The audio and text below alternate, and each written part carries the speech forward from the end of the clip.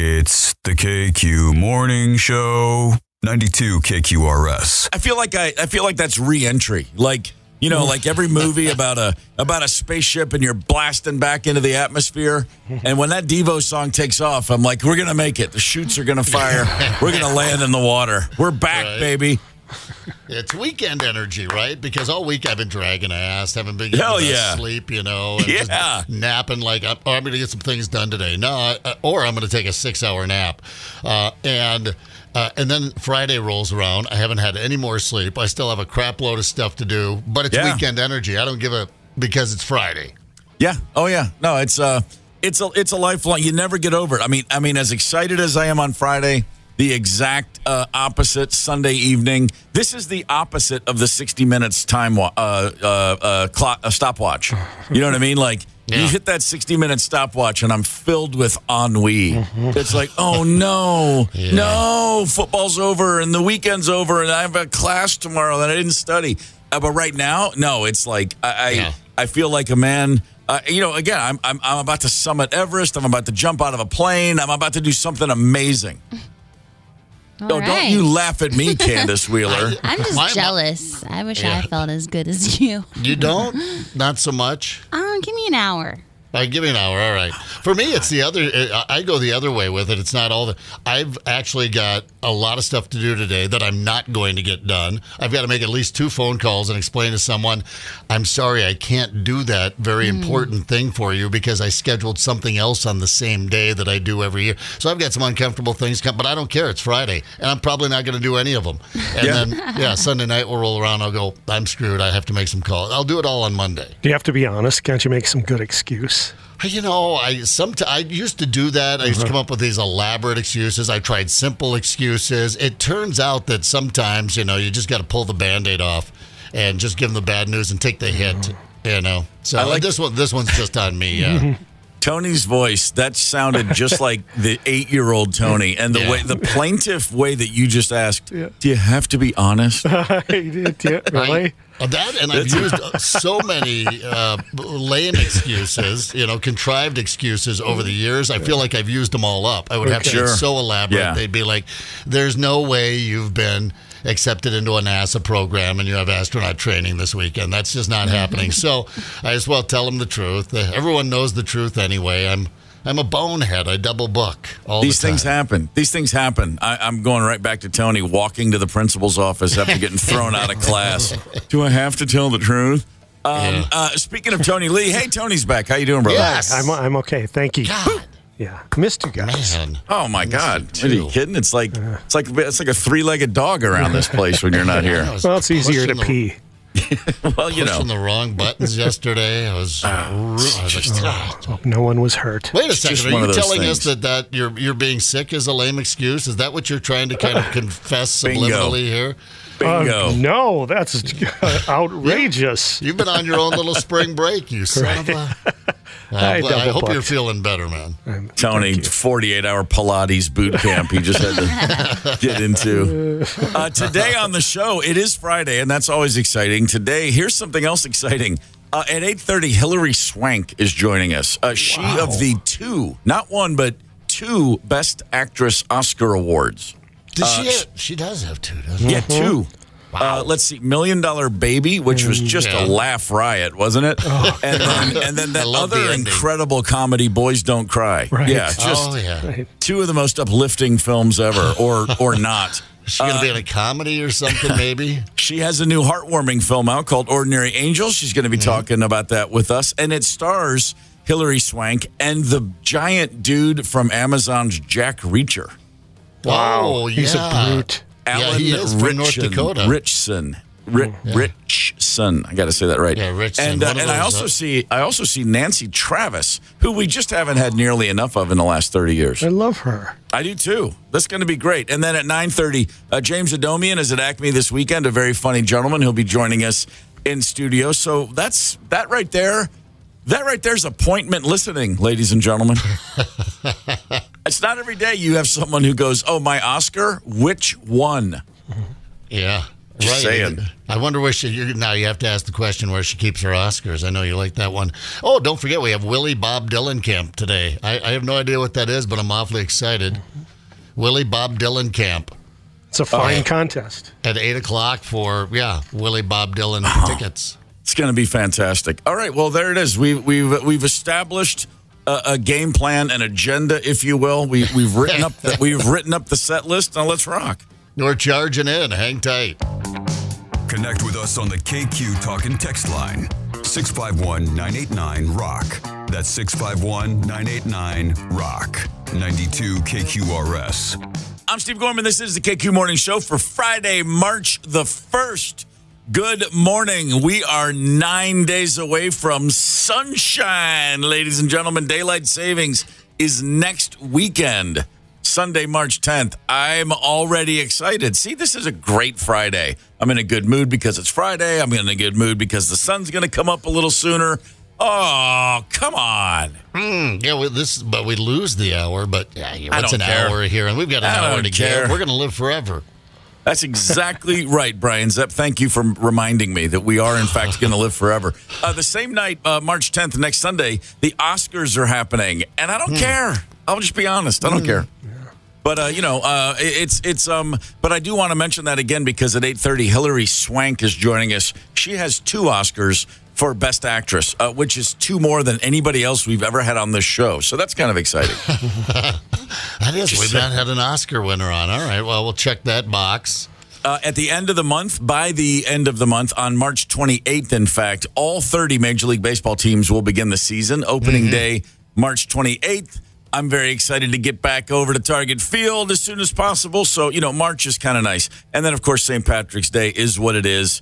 And the less we say about that right now, probably the better, because we'll talk about it plenty as the moment approaches. Tony Lee is a man who looks like he's deep in thought, and I'm gonna take a guess. That look on your face tells me you're thinking about your extraterrestrial friends.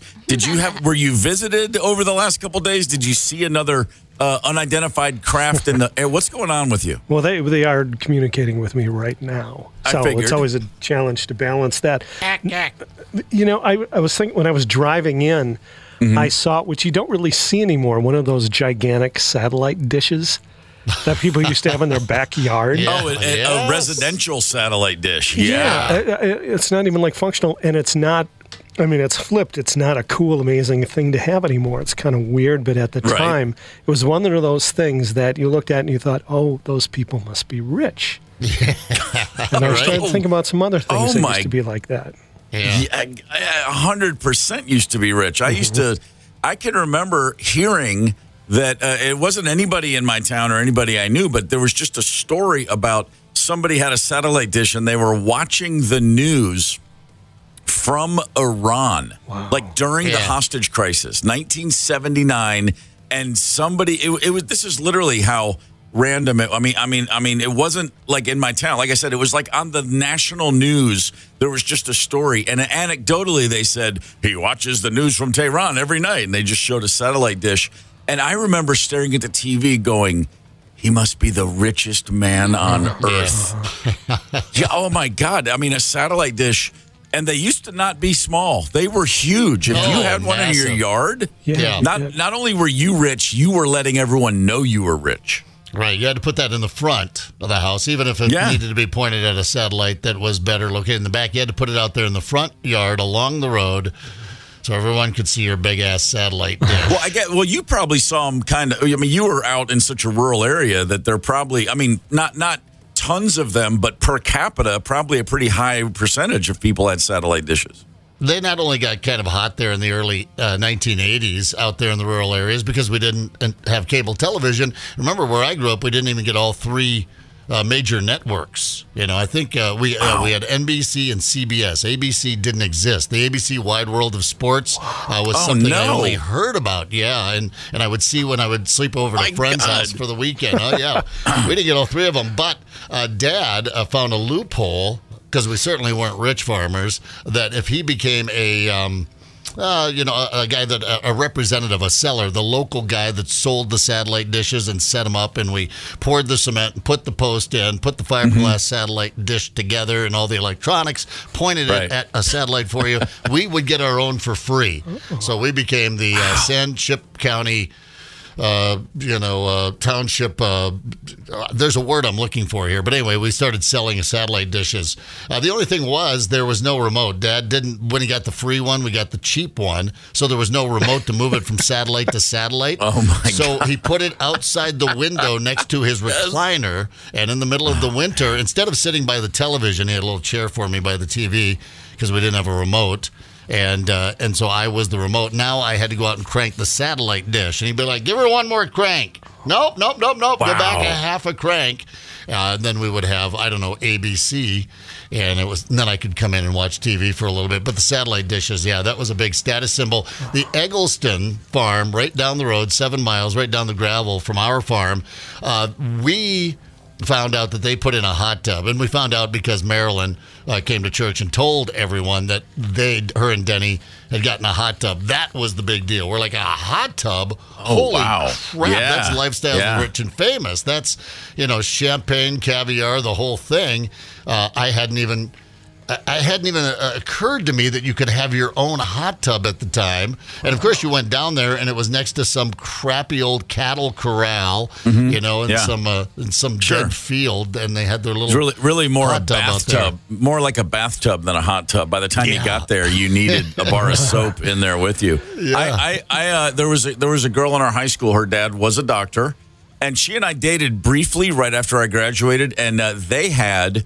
And this is early 80s in a small town. They had a sauna on their property. And I mean, literally, it was like the BMW was one thing because that was also like, you had to get that at a dealership at least 60 miles away. Like, holy crap. Yeah. When you need that car repaired, you go 60 miles. That means you just have money to burn. But when I saw the sauna, I could not even fathom what that meant. Because in my mind, it could only have been built from scratch by hand by someone from Finland. I was like, how do you afford to fly a guy over here and build that monstrosity of beautiful, fresh wood?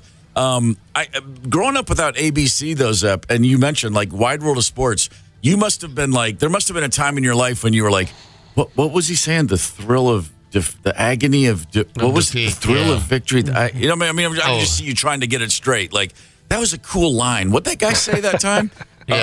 It's the little things. It's the little things that keep us going. I had a couple friends when I was a kid. And by the way, this is still locked in my brain. If I am talking to anybody that's like my age or in the same general area, if they have home movies, if they had a Super 8 camera in the 60s or 70s, I assume they were just loaded. And I felt that way as a kid, but my point is, my first impulse, if someone says, oh man, we pulled out the home movies from when we were kids, and my first thought is, I didn't know you were rich. What we had is a camera, and we got them all developed. The photos were all developed as slides. And so we had the Kodachrome slideshow. About once a year, we would just crank them all up on a white sheet on the wall. And the idea that there could have been a home movie made, if I could see a home movie of my family in the early 70s right now, I couldn't watch. I'd probably be a puddled mess of tears, and it would be so bittersweet. But for my friends who do, that to me, even more than the satellite dish, equally as much as that sauna, if they had a home movie camera before digital, before VHS and before the camcorder, if it was actually a filmed camera, I was like, man, you guys are you are on easy street. Oh, God. Yeah, we did. We had a friend that, and not only did they have the 8mm camera, and he would have a big sleepover at the end of summer, and we would all go look at their family vacation, like you said, in film.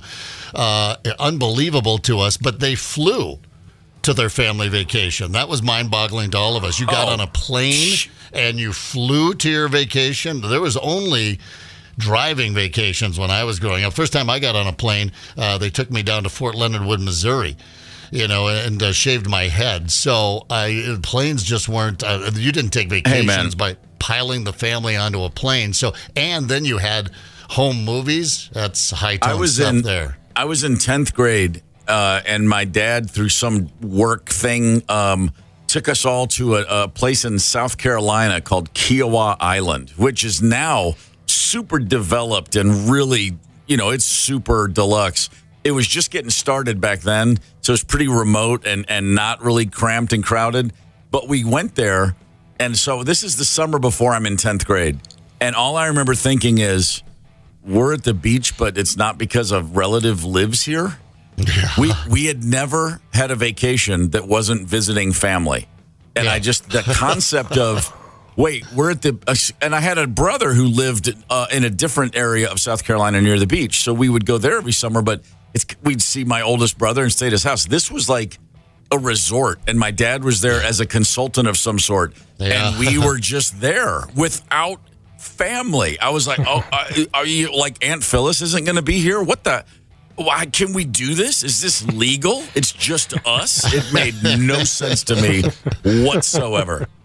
A lavish vacation. Things that we thought were so rich when we were young, right? Well, I remember the first VHS player that came around, and that was, probably like my senior year, and the neighbors bought it. It was $800. You had your own VHS, and it was crazy. CD players, the whole thing. There were status symbols at the time. Connect with us on the KQ Talk and Text line. 651-989-ROCK. That's 651-989-ROCK. 92 KQRS. I'm Steve Gorman. This is the KQ Morning Show. It is Friday, which is also Movie Review Friday. Usually, anyway. It's a safe bet. So with that, let's go to the Mike Evans Hollywood Report. Hey, good morning, Steve, the lovely Candace, Zap, Tony, and good morning, Minneapolis, St. Paul. This report brought to you by Marcus Theaters, and we got a couple of quick movie reviews for you. Marcus Theaters is the best. I had somebody actually email and said that they were a little upset at Marcus Theaters because the seats were so comfortable, they went to see a movie and they fell asleep and missed the movie. Well, they're comfortable seats. There's no doubt about that. Okay, two quick movie reviews for you. The first one is Dune Part 2, and really not much to say about that. You know all about the movie Dune. 3.5 stars. Is playing at Marcus. Another movie I want to tell you about, you may not have heard about it as much. Certainly it's sort of flying under the radar. It opens everywhere in the country and at Marcus today. Ordinary Angels. Ordinary Angels.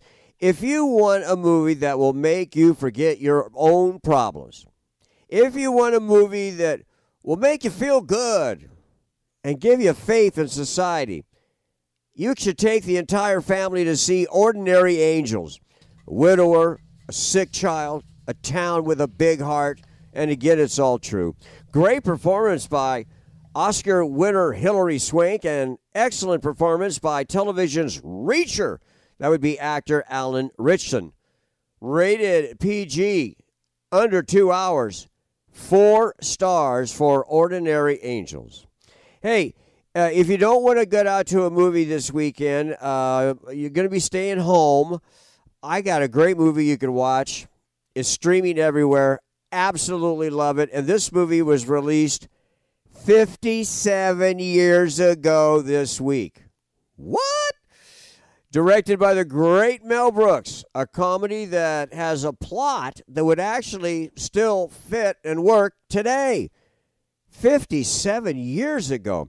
It's one of my top 20 movies of all times. I kid you not. It's The Producers.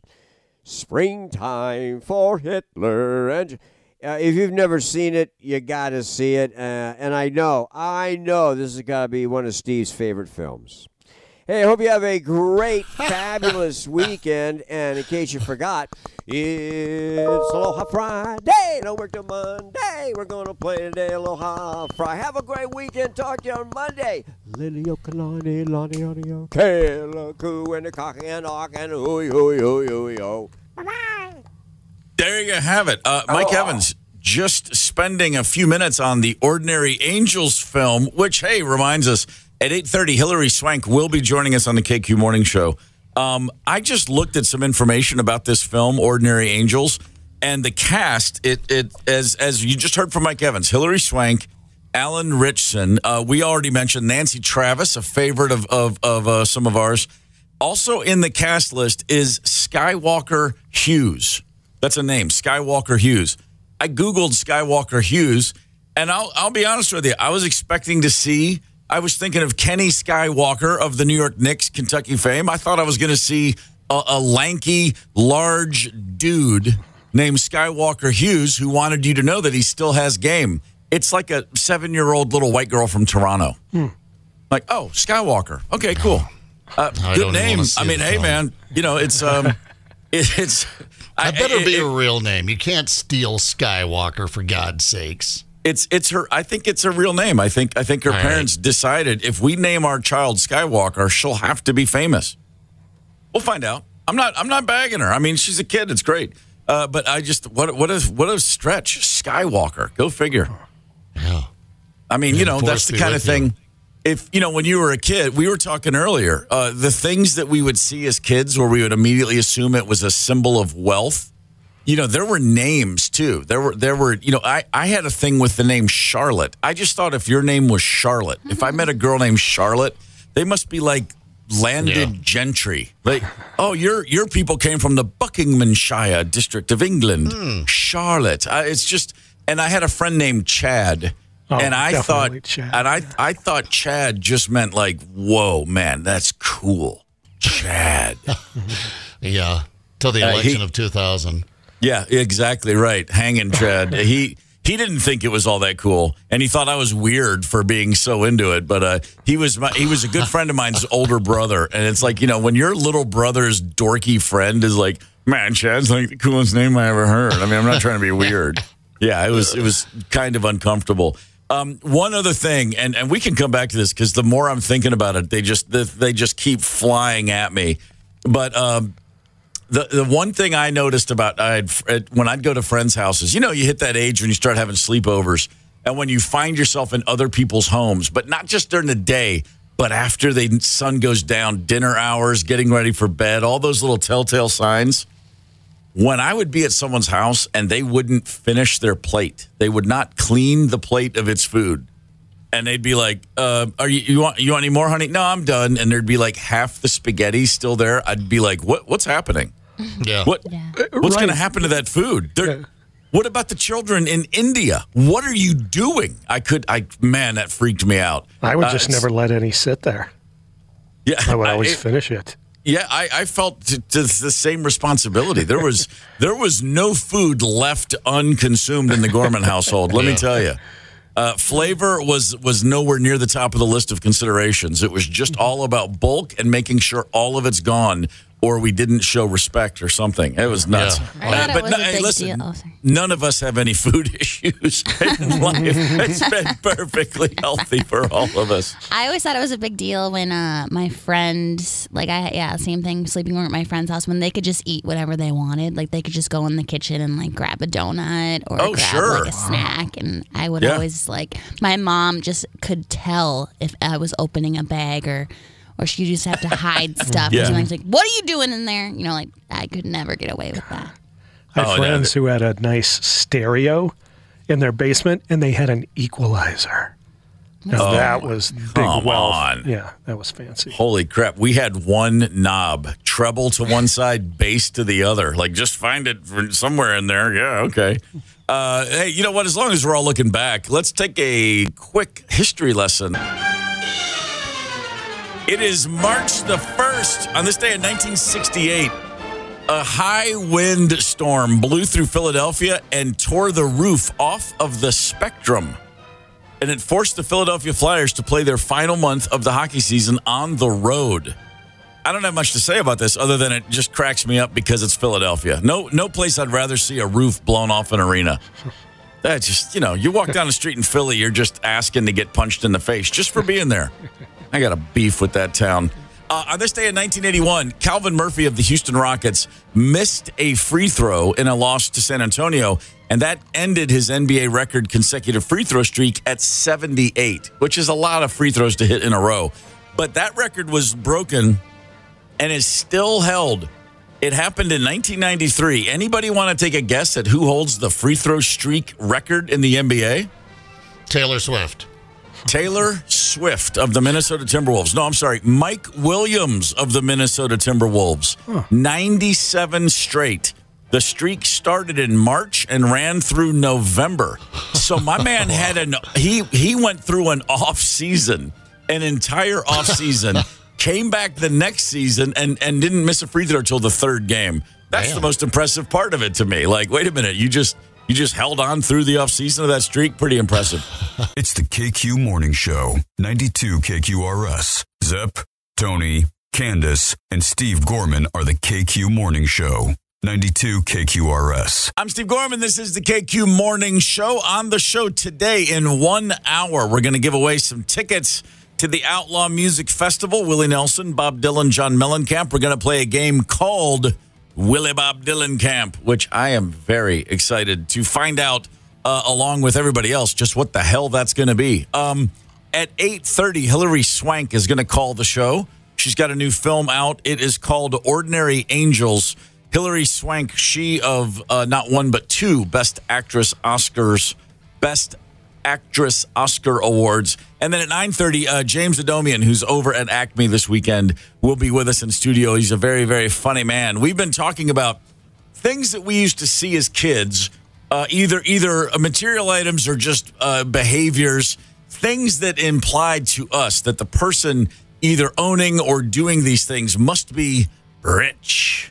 They must be rich. I grew up in a house that was, we were not rich at all, but I never knew that we were ever maybe living on lean times. I look back now and I recognize, oh my God, my family, my parents raised 8 kids on a shoestring budget, but it felt totally great. I was not at all feeling less than, but occasionally I'd see something and go, oh my God, they must be like royalty. You know what they used to call on the Beverly Hillbillies, the cement pond. Sure. When I would go to a friend's house, above ground pool, okay, that's nice.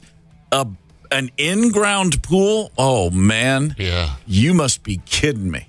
I didn't see any of those until I got to a hotel in Rapid City, South Dakota. You know, and there's a couple of above ground pools, but yeah, no, the pool, I think that's still a bit of a status symbol, really. I mean, sure. I mean, if you see that, unless you're in Arizona, apparently, because I have a buddy that's in Arizona. I go see him. I went, oh, so every yard has a pool? He goes, yeah, it's Arizona, man. It's a desert. It's like 180 degrees. You got to have that's your backyard. You got to have a pool.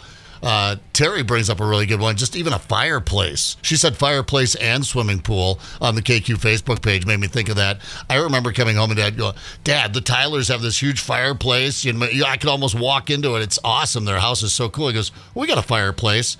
Like, no, Dad, that's a wood stove down in our dirt basement that actually heats our house. It's not something that you hang the stockings by and sit around with, expensive sweaters and but drink lattes or whatever. Yeah. My good friend, friend from 6th grade. We're still good friends. Brooke, I went to his house the first time, and they had 2 phones, not an extension. They had the Lawson family number, and then they had the children's line. They had a second phone line just for the kids to use. Wow. I was like, wait a minute. You mean that phone in your room, if it rings, your parents can't answer on an extension unless they're upstairs in one of the kids' bedrooms? And he was like, yeah. Holy crap. Wow. That's living. Yeah. I mean, you just got to avoid the gatekeepers. You just called the children's line. It was incredible to me. Yeah. Or the second television, too.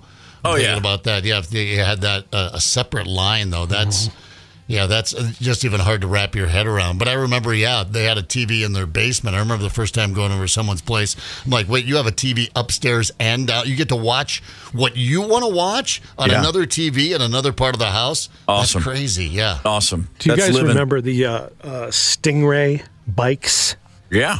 The Step Up, which the fancy rich people, I assumed, had. They had it was like a lemon peeler, a pea picker. Oh, yeah. Orange crate. It had the shifter and the small wheel in front that looked like a chopper and the sissy bar in the back. Hell yeah. That was fancy living. Yeah. Yeah, no, that was definitely 2-3 kids at tops would have that in the garage.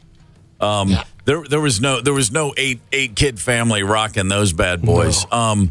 I got a cool bike with the 5-speed with the gear shifter. Didn't have the tiny front tire, but I bought it from a neighbor. I mean, it was secondhand. The guy across the street was selling it, and my mom let me go for it. But again, the idea of getting that new. I got a jacket in 4th grade. My mom bought me a windbreaker, brand new, and I was confused because I'd never seen it before, and I literally didn't understand when she's, hey, I got this for you. And I was like, where? She goes, I was at Sears or wherever. And I was like, what do you mean? All I had was hand-me-downs. I was Did you shoplift it? I know. I was like, what? Do you mean this is mine? I'm like, what? I've never seen Doug wear this. And she's like, honey, I just bought it for you. And I was like, what is happening? Untouched. Oh, it was, trust me, virgin plastic windbreaker. It was a windbreaker that was sort of designed to look like a leather jacket, like a Fonzie biker jacket, but it was just a little windbreaker. And I was so enamored with it. I wore it to school. I wouldn't take it off. I mean, I made a big deal. 4th grade, I put it in my locker. And then about 5 minutes into the first class, I was like, what am I doing? I got to go get that thing. And I'm cold. Can I go get my jacket? And I put it on thinking that this is going to blow their minds when I walk back in wearing this thing. No one noticed. But, man, it was everything to me. By the way, my friend Brooke, who had the children's line, his mom is also the same mom that ended up, we took a road trip for a soccer tournament, and my first concert ever was the band Heart. And I was 13, and it was not planned. It was a spur-of-the-moment thing. We pulled into a hotel, and the arena next door, Heart was playing. And my friend's mom, there were 3 boys, and she said, do you guys want to go see that concert? And we were like, yeah. And she just pulled out $30 and said, here you go. And literally, I just sat there and thought, what have I done to deserve this bounty? I couldn't imagine my mom just being like, oh, yeah, go ahead. Here's $30. Have fun, guys. Don't get in trouble. It was, little things like that, man, just could not mean more at the time. Yeah, no, just pulling out my dad would have paid me that for the summer, at the end of the summer. Yeah. Here's your $30, and now go give it to your mother. She's going to buy you some back-to-school clothes. Oh, I'm trying to find it on our KQ Facebook page. Really popping right now. Things that people purchased when you were a kid that thought was a status of being rich. This isn't a purchase, but I remember just even moving to Minneapolis and finding this out, that you didn't live in a town. You lived in a neighborhood that had a name, like, Brentwood or something like that. It was the neighborhood. That wasn't even the town. Your neighborhood had a name. Yep. That was pretty high tone right there. If your neighborhood had a name and it wasn't, it wasn't the wrong side of the tracks. Yeah, my same friends, they lived in Deepwood. Like Deepwood. Yes. Whoa. What is happening over in Deepwood? 651-989-ROCK is the KQ Talking text line. Candace, we have a caller. Yes, we do. We have John from Brooklyn Park. John, good morning, sir. Good morning. What do you got for us, John? Well, it's not that somebody had 2 TVs in their house, but it's when somebody had their first color TV. Oh, the color TV, going back a ways. All right. I see you. So did you grow up with just a black and white TV? I did until I was probably 13. Yeah. What's the first show you saw in color? Probably Happy Days. Wow, yeah. Strong right there. John, did you guys have cable, or was it an antenna on the roof? What was it? That was just rabbit ears, baby. Rabbit ears. There you go. Now you're talking. Thanks for the call, John. That's awesome. Imagine, you got it. Thank you. When I was a kid, I hated watching black and white TV. Andy Griffith would be on, and my parents were like, oh, this show's great. And I'd be like, no way. I hated the first season of Gilligan's Island was in black and white, if I'm not mistaken, wasn't it? Yeah, you're right. Yep. And I'm like, what? No, I hate those. That's old people TV. I need color, man. I need Technicolor or no. Right. I'd rather go outside and play, for God's sakes. That's how desperate I was. Yeah, we've got a listener on the KQ Facebook post that mentioned when someone got their first big screen TV, they went over to their house. It was 36 inches. 36-inch TV compared to their 20-inch at home. They're like, oh, my God. A 20-inch computer screen now would seem small. But you mentioned this one time when you first got a couple of bucks in your pocket, like four figures in the bank, Steve. You went out and got, Victoria mentioned, a car phone. If someone had a car phone back in the day, that was like you were on, I don't know, L.A. Law or something like that. I mean, you just been driving a convertible with diamond rings on your fingers. You know what? I actually didn't buy it. My brother was a Motorola rep, and he gave it to me. It was a gift. And then, but like just to get it installed, it's a status symbol. Yeah, it cost a lot of money. It was a status symbol I used for 1 month, and then I got the first bill, and I was like, I'm never turning that damn thing on again. It was every time you crossed a state line, it would ring. I'm like, what's that? You know, who's calling me? And then it would like that call to answer, it would go, you are now in some, I don't even remember what it said, but like that call cost $3. Yeah. Like, come on. Yeah, I got a bill the first month. And I had used it for a grand total of, over the course of a month, several phone calls of 3 or 4 minutes each, less than 60 minutes of talk, and the bill was like $700. I was like, okay. Thanks, Doug. Great gift. Awesome. Yeah, right. The gift that keeps on taking. Man, that's all it did. How about this? Do you guys ever remember seeing somebody you knew, like your age, touch the thermostat? Well, we were, like I said, we didn't have a thermostat. We had, the wood stove, or I know we did have propane heat for a while. That would kick on every once in a while. But I think you had to go over and turn that on, and Dad wasn't fond of that. Dad had the best circulation in the world. I got cold just just in the middle of the summer, my fingers would get a little numb. But yeah, Dad apparently never got cold. But no, yeah, the thermostat, that was a big thing. Sleeping over at my friend John Tuning's house, and in his bedroom, we're just hanging, fifth grade. And, we're back in the bedroom. The kids' rooms were all like off there was like a split level house up to the left. The parents' master was downstairs. The kids were up, and we're in his room. And he just gets up and goes out in the hallway. And I go, what are you doing? He goes, I'm cold. And he just turned up the thermostat. And he might as well have pulled a sword out of a stone and called it. I was like, you just touched. You adjusted the temperature? Do you have a death wish? He looked at me like I was crazy, and I looked at him like he was the coolest person I've ever seen in my life. Not something that was happening in my house. Trust me on that. No kidding. You know what else we had? It was hilarious. This was at a time when I remember the first time seeing somebody had a refrigerator with like ice dispenser. Oh yeah, the automatic ice dispenser. Like staring at it like, whoa, my God. Yeah. And one day, and this was a big deal for us, my mom bought an ice crusher, like a little thing. It was like half the size of a toaster oven, not even. And it just had a hole on top, and you just dropped ice cubes in it. And it crushed ice, and it came out the bottom in a little reservoir. And so you would have crushed ice, not ice cubes. And I kid you not, it was louder than a chainsaw. And you would just... and it would take forever. It was the dullest blades. To get like one glass of full crushed ice took 4 minutes. So you'd just be in our house and you would just hear it all day long. Somebody would be like, gotta get some of that crushed ice. And I'm sure it was kind of, I bet it was not unlike the cornballer on Arrested Development. I'm sure people were losing fingertips constantly on that thing. Going in for the ice that takes off the tip of the finger. Yeah, we just got lucky. No one got maimed, but looking back now, it seems like it was a pretty dangerous thing to add to a kitchen. Oh, Eric mentions here the clothing things when you were a kid was a big deal because you mentioned you were all hand-me-downs.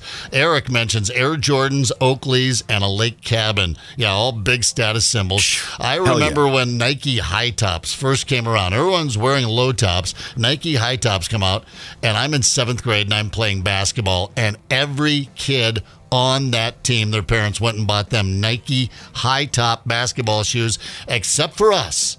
Yeah. Not only did I get the cheapest pair of shoes that they had there, but they were Pumas. They were blue velvet. We were the Cardinals, red jerseys, red and gold, and they were blue velvet Pumas that my mom got at Payless or wherever. And that's what I wore on the court, glaringly poor, while everyone had Nike high tops. That was...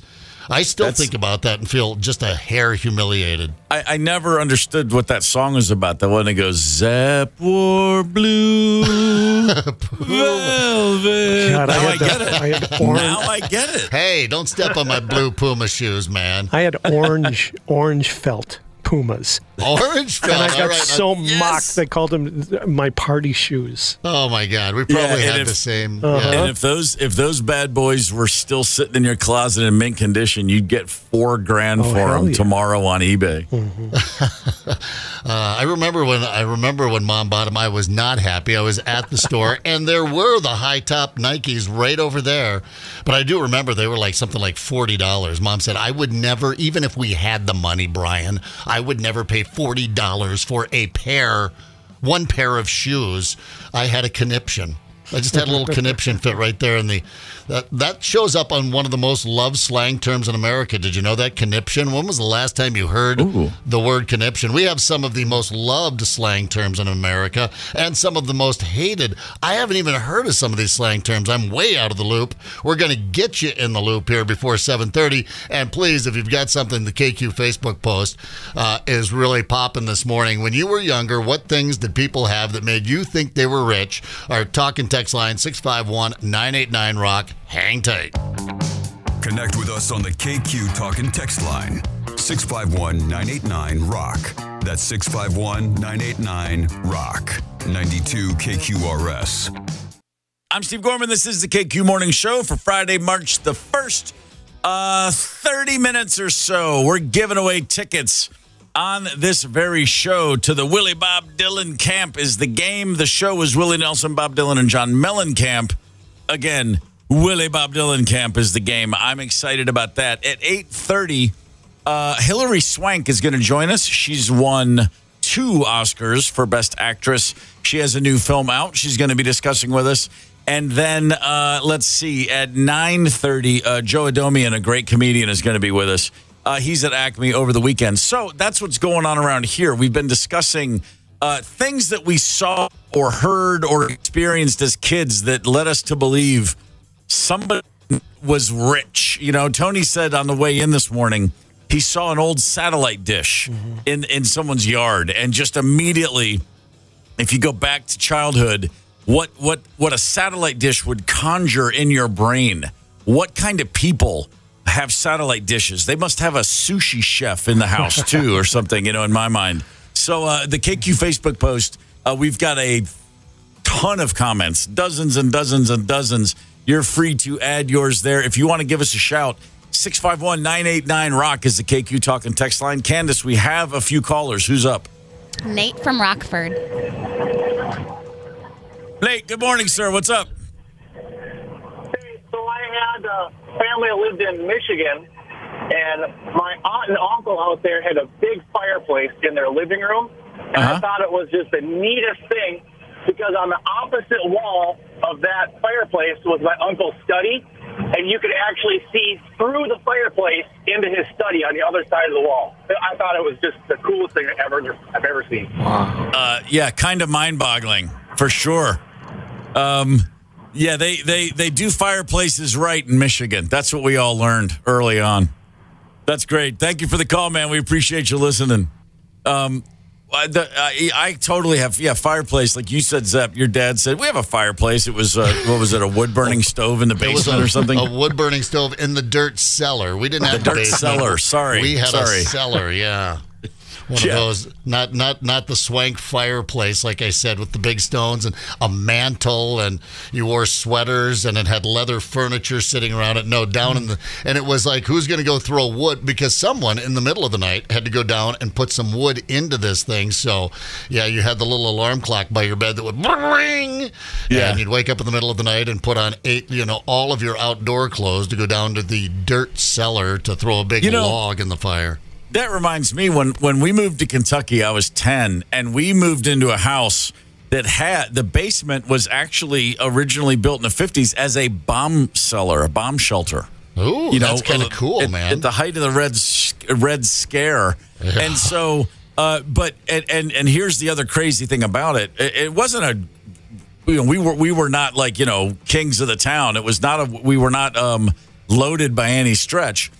But the house was originally built by a man who many years later went on to be the governor of Kentucky. So everybody knew the house just because the guy that used to live there went on to this great career in politics. When he built the house, he was just a local dude in Hopkinsville. So it was a house that people knew. They'd say, oh, you're in the Breathitt house, the Governor Breathitt house. And so people would say the Governor Breathitt house, but then you'd get there and it was just a normal house. But the bomb shelter was the real deal. It was, cement with, it was like 2 layers of cement with lead in the middle of them. But here's the thing. About that. and here's the weird thing. There was a window.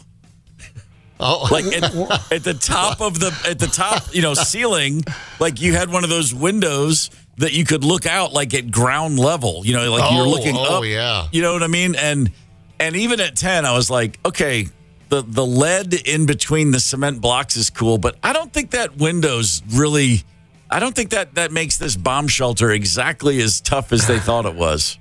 Maybe that was a retrofit later, but anyway, even at 10, I was like, I don't know about this. No, exactly. That's the nuclear fallout's going to get in through there. I would imagine. Maybe it was double. Maybe it was double pain. Could have been. I didn't pay that close attention. I didn't want to get up there and look at and find out. Yeah. Nothing good would have come from me getting more information about that. Yeah, Stacy says on the KQ Facebook page, by the way, you are a big-time family if you had a house number with 5 digits. Yeah. Oh, the longer address. I keep looking for it on the Facebook page. We have we're coming up on 100 posts here, and I scroll away from them and keep reading, and then I try to get back to it. But yeah, Stacy, thank you. A house number with 5 digits. That's not as big a deal anymore because there's so many dang houses and so many suburbs around here. But yeah, there was a time when you got the 5-digit house. You were living out in the burbs, the good life. There's in the state of Delaware, the license plates it's just numerals. It's just a number. And when they started issuing license plates, somebody has 001, 002. They just went in order, and people bequeath them. You pass down your license plate to loved ones when you go, because the lower your number, the more it's a prestige thing. It's like if you see anybody under 4 digits, like that's just in the hundreds, it's like, whoa, there's 719. Like, whoa, way to go, man. Because now it's tens or hundreds of thousands of license plates have been issued. But every now and again, if you're ever in Delaware, you see a Delaware plate. If it's a triple-digit number, you're like, man, that must be the DuPonts or something. They're like, going on. Yeah. They were in on the ground floor. Candace, do we have another caller? Yes. We have Mark from North Branch. Mark, good morning, North sir. North Oaks, sorry. Good morning, guys. North Oaks. What's up, brother? Neighborhood. Love you guys. Thank you. I grew up in a tiny little town in South Dakota called Tulare, just down the road from Woolsey, where Zepp grew up. I was a paper boy, and in the late 60s, I was in almost every house in town, and the status symbol definitely was the giant color TV with the Magnavox stereo console built in. They were as big as a coffin. Yeah. If you had one of those, you were rich. Yeah, no kidding. Yeah, and thing weighed just a literal ton, too. Absolutely. Probably. Yeah, a tornado would come through that. It'd take the house, but it'd leave the console. Yeah, no you kidding. hide under it and you're safe. Yeah, right, exactly. That's exactly right. Thank you for the call, Mark. We appreciate it. I like that. A two-layer kid out there. All right. I tell you what, if you could go back in time, I think the thing that would freak people out more than anything really would be if you just walked into a house in the mid-'70s with a 55-inch flat-screen TV. They would just, they'd Satan, get away from me. They would immediately assume you're from some dark and twisted dimension. How is that even possible? Yeah. Here's what I thought was pure opulence. Kids with their school lunch, they would have like Tupperware containers. Oh, hell yeah. Well, we had an old lunchbox, I think that was my dad's lunchbox. And if you had like the latest Scooby-Doo, or Hanna-Barbera, Evel Knievel. I wanted an Evel Knievel lunchbox so bad, but no, it was either a bag or Dad had this thing that looked like a tool kit, that would be kind of retro and cool now, but at the time it was definitely not cool. But yeah, that was the Swank stuff. They came in with the latest. We had some lunch boxes, but way more often it was the brown paper bag. Yeah. And my mom came home from the store one day, and she had bought three sets of paper bags, and they had your name printed them all over them. Like it was a brown paper bag. It just said Steve, all over the whole bag. And I was like, oh, that's kind of cool. Like, I don't know who's going to confuse my bag that's in my locker for theirs, but at least, And I took it to school that day, and I walked home at the end of the day, and I walk in, and my mom goes, "Where's your bag, honey?" I went, "What?" She goes, "Where's your lunch bag?" I go, what do you mean I threw it away? And she's like, you threw it away, honey. You don't throw those away. Those are special. I'm like, it's a paper bag. Yeah. And she's like, there's only 10 in there, and we need to. I was like, oh, okay. It'll last for the rest of your life. Oh, so we are poor. Oh, I get it now. Yeah. Man, Zach, you said a minute ago you were that you felt like a conniption was coming on. And the word conniption is truly, technically speaking, it's a fit of rage or a tantrum. But let's not kid ourselves. It's a great word. I just didn't want to forget that you mentioned a conniption, because my mom had a conniption over that damn Steve lunch bag of mine. She couldn't believe I had the audacity to throw away a paper bag. Well, that was a mom word too. You're having a conniption. I have not heard that word in decades. And I know the KQ studio lines continue to light up on things that you thought were a status of a high status of a rich person when you were a kid because they had this. Candace, we have another caller. Yes, Jerry from Elko. Jerry, good morning. Jerry. Okay, whatever. Yeah. Jerry, turn that radio down, brother. Hi there. What do you got? I had a neighbor that had a 67 Stingray Corvette, and he worked for the airport as a engine mechanic, and I thought he was rich. If he was an airplane mechanic and drove a Corvette, I don't know if he was rich, but he was cool as hell. I can promise you that. Jeez, no kidding, man. Well, that car to this day would be worth a lot of money, I know, and he still has it. And, yeah, I thought he was kind of wealthy back then. Sure, still has it, too. That's pretty awesome. Yeah, and it's worth over $100,000. I'm sure it is. That's awesome. There were a couple guys in my high school. They were brothers. Their dad ran the local Napa parts store, and he bought both his boys used, like, late 60s Corvettes, and this is in the early 80s. And they were incredible cars because all the dudes at Napa just love to tinker on cars, and they have all the parts and all the cool stuff. And so both these guys drove around in these badass Corvettes, and I'd just be like, man, what must that be like? Holy crap. It's pretty awesome. Yeah. Hey, thanks for the call, brother. We appreciate you listening.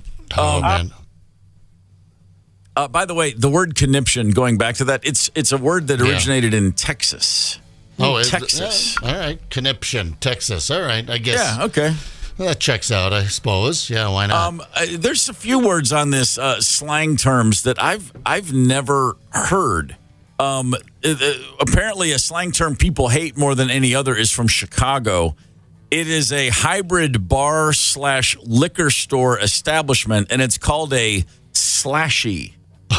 A slashy. I've never heard dangerous. that word. Let's go down to the slashy. I know in Boston they called them packies. I remember the first day, why don't you go down to the packy and get us a 12-pack? I'm like, and I was looking for a store that said packy on it. I walked back to the house. I walked all the way back to the house. I'm like, I can't. I walked to the end of the block. I didn't see a store named Packy. They're like, packaged liquor, idiot, Packy store. I'm like, oh, that's hilarious. let me put my dungarees on. But slashy, slashy sounds like a like a slushy that you filled with hooch at a high school party. Like that would be, hey man, they got grain alcohol slushies over there, and you just call it a slashy or a baby murderer.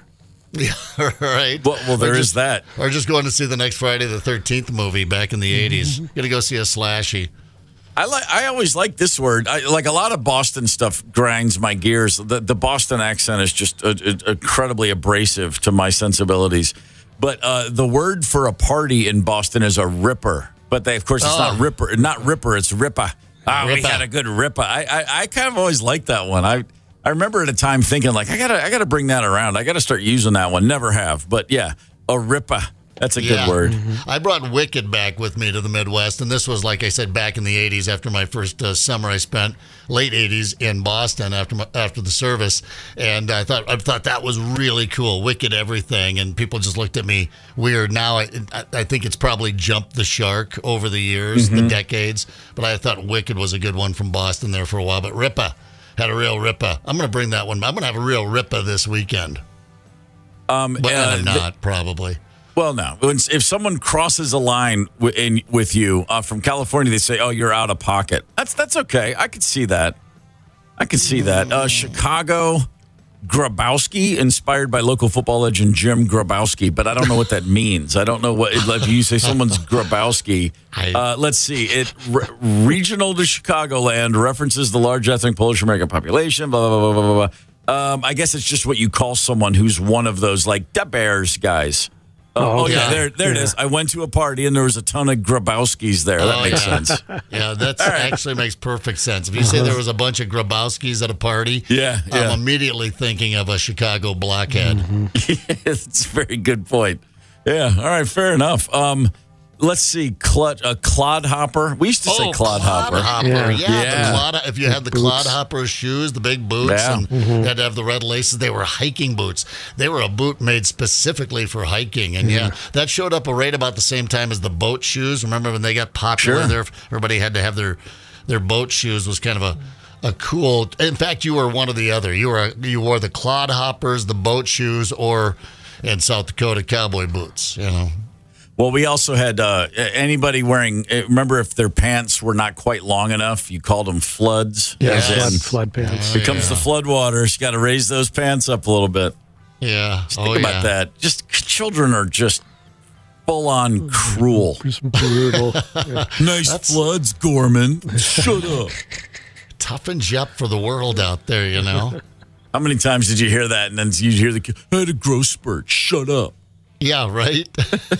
And you could literally grow out of your pants in one school year. Right. I mean, that's especially, that junior high to, just going to high school years, just when you were, I put on 6 inches in 1 year.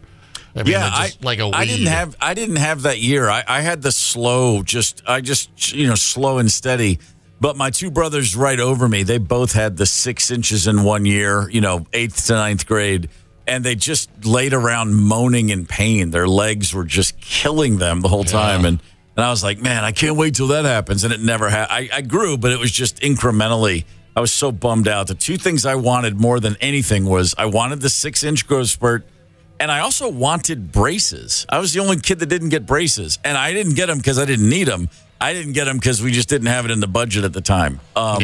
But I used to think, like, man, there's like a rite of passage to me. And my siblings were all like, shut up, man. You don't want braces. Yeah. And the rubber bands, I'd watch them put the rubber bands in, and I'd be like, that's so cool. Right. Yeah, that's what happens. I remember in 7th grade, Daryl Bowe and Michelle, someone named Michelle in the class, Cheddar, the Cheddar twins, came to, and they had braces. In 7th grade, they got braces, and like you, I thought it was so cool. They had braces, they got a lot of attention. I wanted braces, and finally got braces way, way after the fact, my junior year. Mom finally takes me into the orthodontist. By the way, has there ever been an orthodontist in the history of orthodontics that has ever said, you know what, your kid doesn't need braces? Man, not this one. Those teeth are fantastic. If the kid's going to the orthodontist, start digging around for some cash. Guess who's not going on a hunting trip or buying a new motorcycle? But I digress. But yeah, anyway, my freaking junior year. No, now I don't want braces, but Mom was... Brian, your smile and look how snaggled. I'm like, come on. Snaggletooth. I had a freaking, I remember football pictures. There's your football picture with your jersey on, and I was old Metal Mouth at a time when it was not cool anymore at 17. Man, our kids' dentist in Nashville when they were little, the what do you call a pediatric dentist? The dentist who takes care of kids. Yeah, I can see I can't remember his name. He was just goofy as all get out, and hey, how's it going? And I think he tried to talk to the kids almost like he was a cartoon character. All right. He'd say, "You've got a beautiful mouth, and we're going to get you set up straight, okay?" And he had, oh my God, this is so funny. His last name was something with the word nut in his name. I'm trying to, McNutt or McNutt. Nut Bar. It was something like that. But this guy literally, when the kids were getting a little older, he said, "Well, it's time to start thinking about braces now."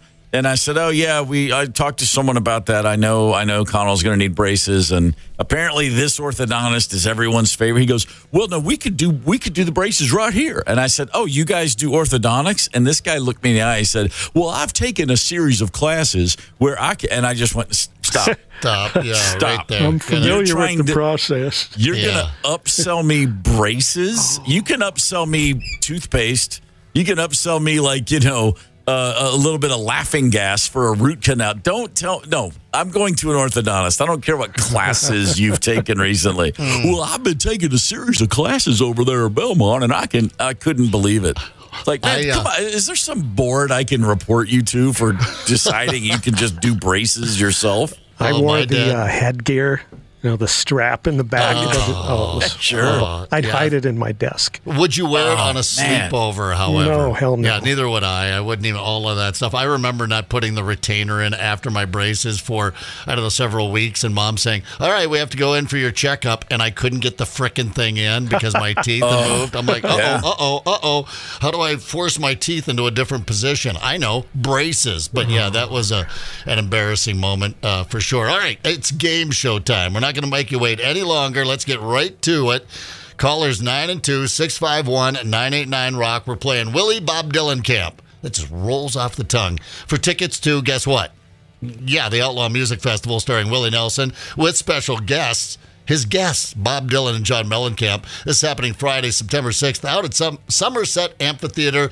Those tickets go on sale through Live Nation this morning at 10 a.m. Our runner-up today, Rockin' with Dokken and the Bullet Boys, tomorrow at the Medina. Thank you to the Medina Entertainment Center for those. 651-989-ROCK. Dial up.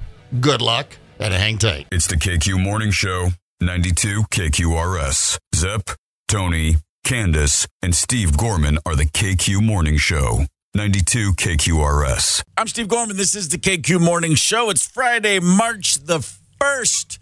Whoo, baby. The NFL Combine is going on this week, and the Texas Tech University folks are really proud of one of their guys.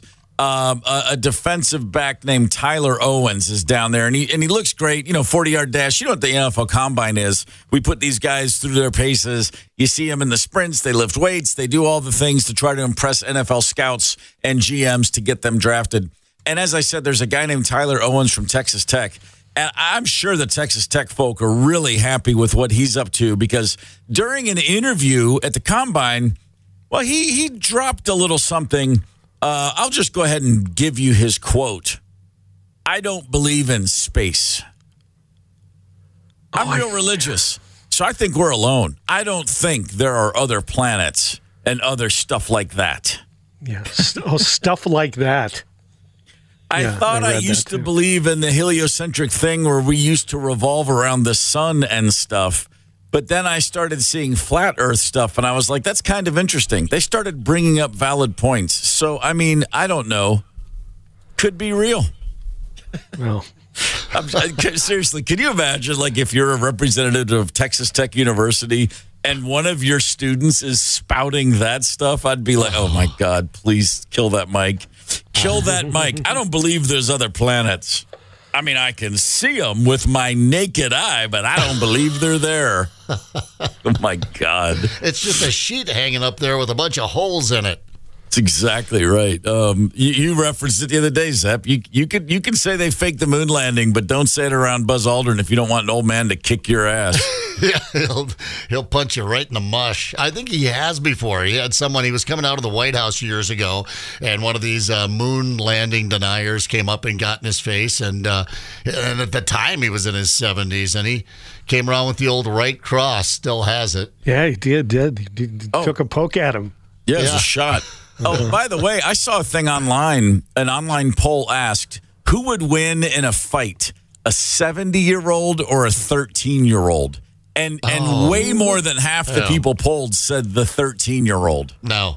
Not a chance. That's not where my money. First, there's old man strength. Secondly, there's just, I mean, first of all, 13-year-old's throwing haymakers. He doesn't know what's going on. He's lanky. He's just buttered. I mean, he'll take a shot better than the 70. But the 70-year-old, well, that kid will come in, like I said, haymakers, just throwing his arms wild and, all over the place. And the old man will just go, and that'll be it. That'll be the pain spots. Yeah. Yeah, and old man's strength is a very real thing, and it goes perfectly alongside. It coincides with old man, I don't feel pain anymore because I can't imagine the embarrassment of a 13-year-old licking me. So, no.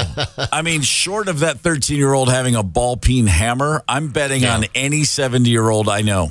Yeah, and actually, 13 is the key. Man or woman. I know a lot of 70-year-old ladies that would knock any 13-year-old right on his ass. You didn't mess with Grandma Jenny when she was 70 years old if you were 13. And 13 is the key there because once you get well into that 16 years of age. Oh, different thing entirely. Yeah, that's when. When even if you're a man that gets into your 50s and you're a bit of a scrapper, you don't want to get into it with anyone in their late teens or 20s. They've just got just a little too much endurance for you. But 13, you're too lanky, you're too stupid, you're too emotional. A 70-year-old man, not only every time will win, I think, unless you have some real health issues, but will win quickly. Oh, yeah, of course. I mean, if nothing else, he'll just go full anaconda on you and wrap you up and just lay on top of you. Yeah, and it's over. Yeah, they do something like grab your hand and just bend it backwards. And you're like, oh, and you're down on the ground. You didn't even know that move existed. And they have to get it over with quickly, right? Yeah. You're 13 years old that night. You're Googling pressure point. What the hell was that? That's not fair. What did he do to me? Yeah. Yeah, by the way, speaking of 70-year-old ladies, my grandma Gorman, Gertrude Gorman, trust me, I was afraid. I loved her. She loved me. She was wonderful. But there was no question who was in charge of any room that woman was in. Yeah. Gert, you didn't mess with Gert. And she had the greatest line ever that I realize now is, and she would literally say like, oh, you pipe down in there. And we'd keep yelling and somebody would mouth off or say something smart. And she would just look at you and go, I'll take my shoe to you. And she had like a size 10 and she was threatening to beat you with a shoe. It was like game is over. Was it a clodhopper? Oh, hell yeah, it was a clodhopper. Are you kidding? Oh, yeah, I'll the granny take my shoe to you. Okay, sorry, Grandma. One of those thick therapeutic shoes, Oh, hell yeah. Sorry, Grandma. I love you, Grandma. Don't take your shoe to me, Grandma Gorman. Please don't do that. Hey, you know what? You could take a friend to see Willie Nelson, Bob Dylan, and John Mellencamp this summer if you win tickets. I don't know how that's possible. Oh, wait. Yes, I do know how it's possible because we're about to play a game. We've got 2 callers on hold, and they are ready to compete in a fight to the death or just a fun radio morning game. How about that? Today's game, and I've been waiting all morning for this. Tony, please share what we've got. Quite simply, it's this. The KQ Morning Show presents... Willie Bob Dylan Camp. Willie Bob Dylan Camp, the Outlaw Music Festival. I love it. Features some big names, Willie Nelson, Bob Dylan, and John Mellencamp. So for this delightfully challenging contest, we're going to give you fun facts and oddball trivia via multiple choices. You give us the correct choice pertaining to Willie, Bob, or John. Perfect. That's that. That is nice. That, baby. What a wonderful way to spend a few minutes. All right, Candace, we've got 2 people locked and loaded. Who is contestant number 1? We have Renee from Star Prairie, Wisconsin. Renee, good morning. Good morning. Are you ready to play a little Willie Bob Dylan Camp? I am. I'm glad to hear that. I wish you the best of luck. Tony, take it away. All right, darling, number one, Willie Nelson's first band he was in was called A, Bottomless Breakfast, B, Bohemian Polka, or C, Ritualistic Torture Farm? I'm going to go with the second one. B, Bohemian Polka. You would be correct. Bohemian Polka. That makes sense. Yeah, I like it. Really Yeah, a little wanted it to be German. the last one, yeah. The Germans in Texas bringing that polka music over there totally checks out. Number two, Willie starred in a movie with Jane Fonda and Robert Redford. Was it A, The Electric Horseman, B, The Boy in the Plastic Bubble, or C, On Golden Pond? The first one. The Electric Horseman. Renee is rolling right here. I remember going to see The Empire Strikes Back, and the line was into the parking lot. And then when they opened the box office, more than half the people switched lines because the Willie Nelson movie was there too. And I was like, what in the world? What sort of redneck hell am I living in? Of course, I look back now and I'd take anything Willie Nelson related over Star Wars related any day, but that's just me. Renee, you're 2 for 2. Keep it up. Renee, number three, Bob Dylan appeared on an episode of this sitcom. Was it A, Perfect Strangers, B, Golden Girls, or C, Dharma and Greg? Oh, boy. I'm going to say the first one. Oh, sorry, not Perfect Strangers, not with Balky and Cousin Larry. He was on Dharma and Greg. Oh, okay. Weird, huh? Dharma and Greg. I forgot all about that. I remember Dharma. I have no idea who played Greg. I can't even see him, but I can see that blonde hair. That's all I got. Jenna Elfman. There you go. That's it. And Greg. And Greg. All right, two more. Number four, John Mellencamp has a college degree in A, mortuary science, B, expressionist chalk art, or C, broadcasting. Oh, boy. Let's go with the chalk. No. No, he actually has a degree in broadcasting. Okay. I had no idea he had even spent one day in college, and I grew up a pretty big John Mellencamp fan. Just didn't seem like the type, but yeah. He is a pretty good artist, though. Fantastic artist. He draws, so I was thinking maybe it was the chalk art. I understand. Well, you said mortuary sciences and then a chalk. I was just picturing him drawing dead body outlines like in the old detective shows. You should see a sidewalk out in front of the Belmont Mall. There in Indiana, they call his house up on the hill the Belmont Mall because it's so big. That's hilarious. Here's your last one, dear. Bob Dylan drives a vehicle that has a bumper sticker on the back. It says A, like a squirrel, I'm nuts about nuts. B, world's greatest grandpa. Or C, I break for bagels. I don't know. I'm going to go with world's greatest grandpa. You are correct. Yes. Fantastic. Renee, 3 for 5. Strong effort this morning, my dear. Very well played. Did some festival shows with Dylan in 2001, and his band is on one bus. He's on his own bus, and he was traveling at that time with 3 dogs, 3 Irish wolfhounds. Oh man. As big as it gets. On a bus with Bob Dylan. Oh, wow. And one of the guys in his band said, well, he has 6 of them, and then he trades them out. He brings 3 at a time. Each one of those dogs was like 150 pounds. 3 of them on a bus. They're gigantic. Yeah, that's a different cat right there. All right, Renee, you're in the clubhouse. 3 out of 5. Hang on, it's time for contestant number 2. Candace, who's up? John from Invergrove Heights. John, good morning. Morning. Are you a fan of either Willie, Bob, or John? All 3. You're in the right place, my man. It's time for John's round of Willie Bob Dylan Camp. Good luck to you, sir. All right, John, Mr. Man, here's your first one. Willie Nelson, that rascal. A, smoked a joint on the White House roof with Jimmy Carter's son, Chip.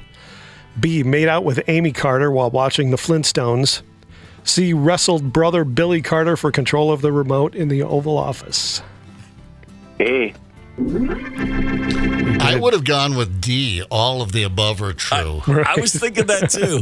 Who's to say all of this didn't happen? Right. Just ones they know about. Billy. Also, I forgot about Billy. Billy Beer. Oh, man. Also on the roof of the White House with that joint was Greg Allman, if memory serves. Oh, wow. That sounds about right. That's a hell of a smoke up. Yeah. Good view. Number 2, Willie has his own brand of marijuana. It's called A, Willie's Reserve, B, Baked and Braided, or C, Ponytail Express. A. Correct, Willie's Raise Reserve. your hand if you've smoked a big fat joint of Willie's Reserve. Wow. My hand's in the air, by the way. Down in Colorado, picked that bad boy up. Nice. Got the job done. Sure it did. Number 3, John Mellencamp dated starlet A, Fran Drescher, B, Meg Ryan, or C, Kirstie Alley.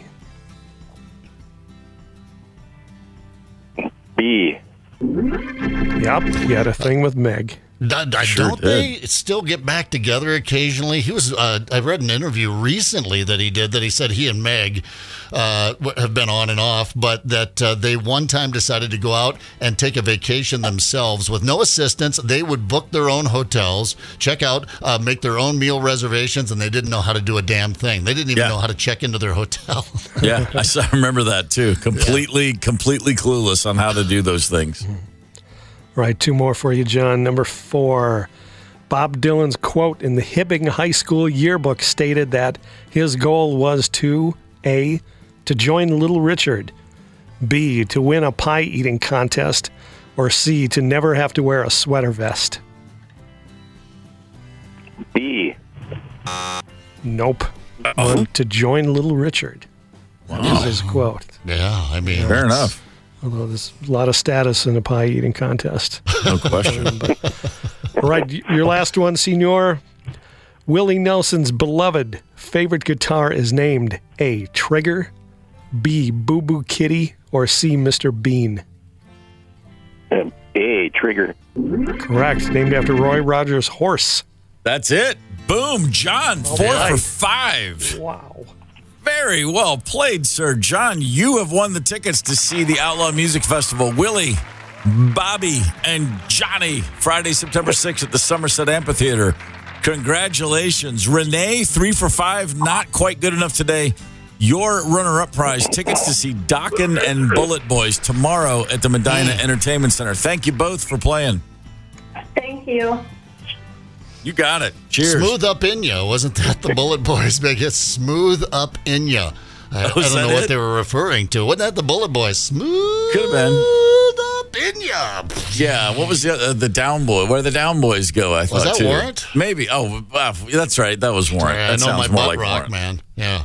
While you were listening to REM, I was listening to Great White and Warrant, that kind of crap. Different Good track. stuff, I mean, yeah. Different track. I've seen Meg Allen in the real world twice, John Mellencamp's former love. I saw her in downtown Atlanta, Georgia, like in the early 90s, like a couple years after Harry Met Sally. And I'm just walking downtown, and she's just walking downtown towards me. And it was like it was a funny thing. It was like 20 seconds of me going, is that Meg? Is that? I think that's Meg. That is Meg. What does she do? What the? And then she was gone. I was like, oh, but I couldn't even formulate a thought. It's a mirage. And like after she walked right by, I was like, say something witty. Say something funny. Say something cool. And then I'm like, by the time I came up, I don't even remember what I thought might work. She was literally already a block away. Like, you're Meg Ryan. Damn it. Was it later that night when you were sitting on the couch with the remote and you went, I got it? Yeah. Seriously. It just came to me. And she was, I mean, seriously, she was walking with a look of, you know how she kind of gets that dazed look when she's in character, kind of like, a little flighty.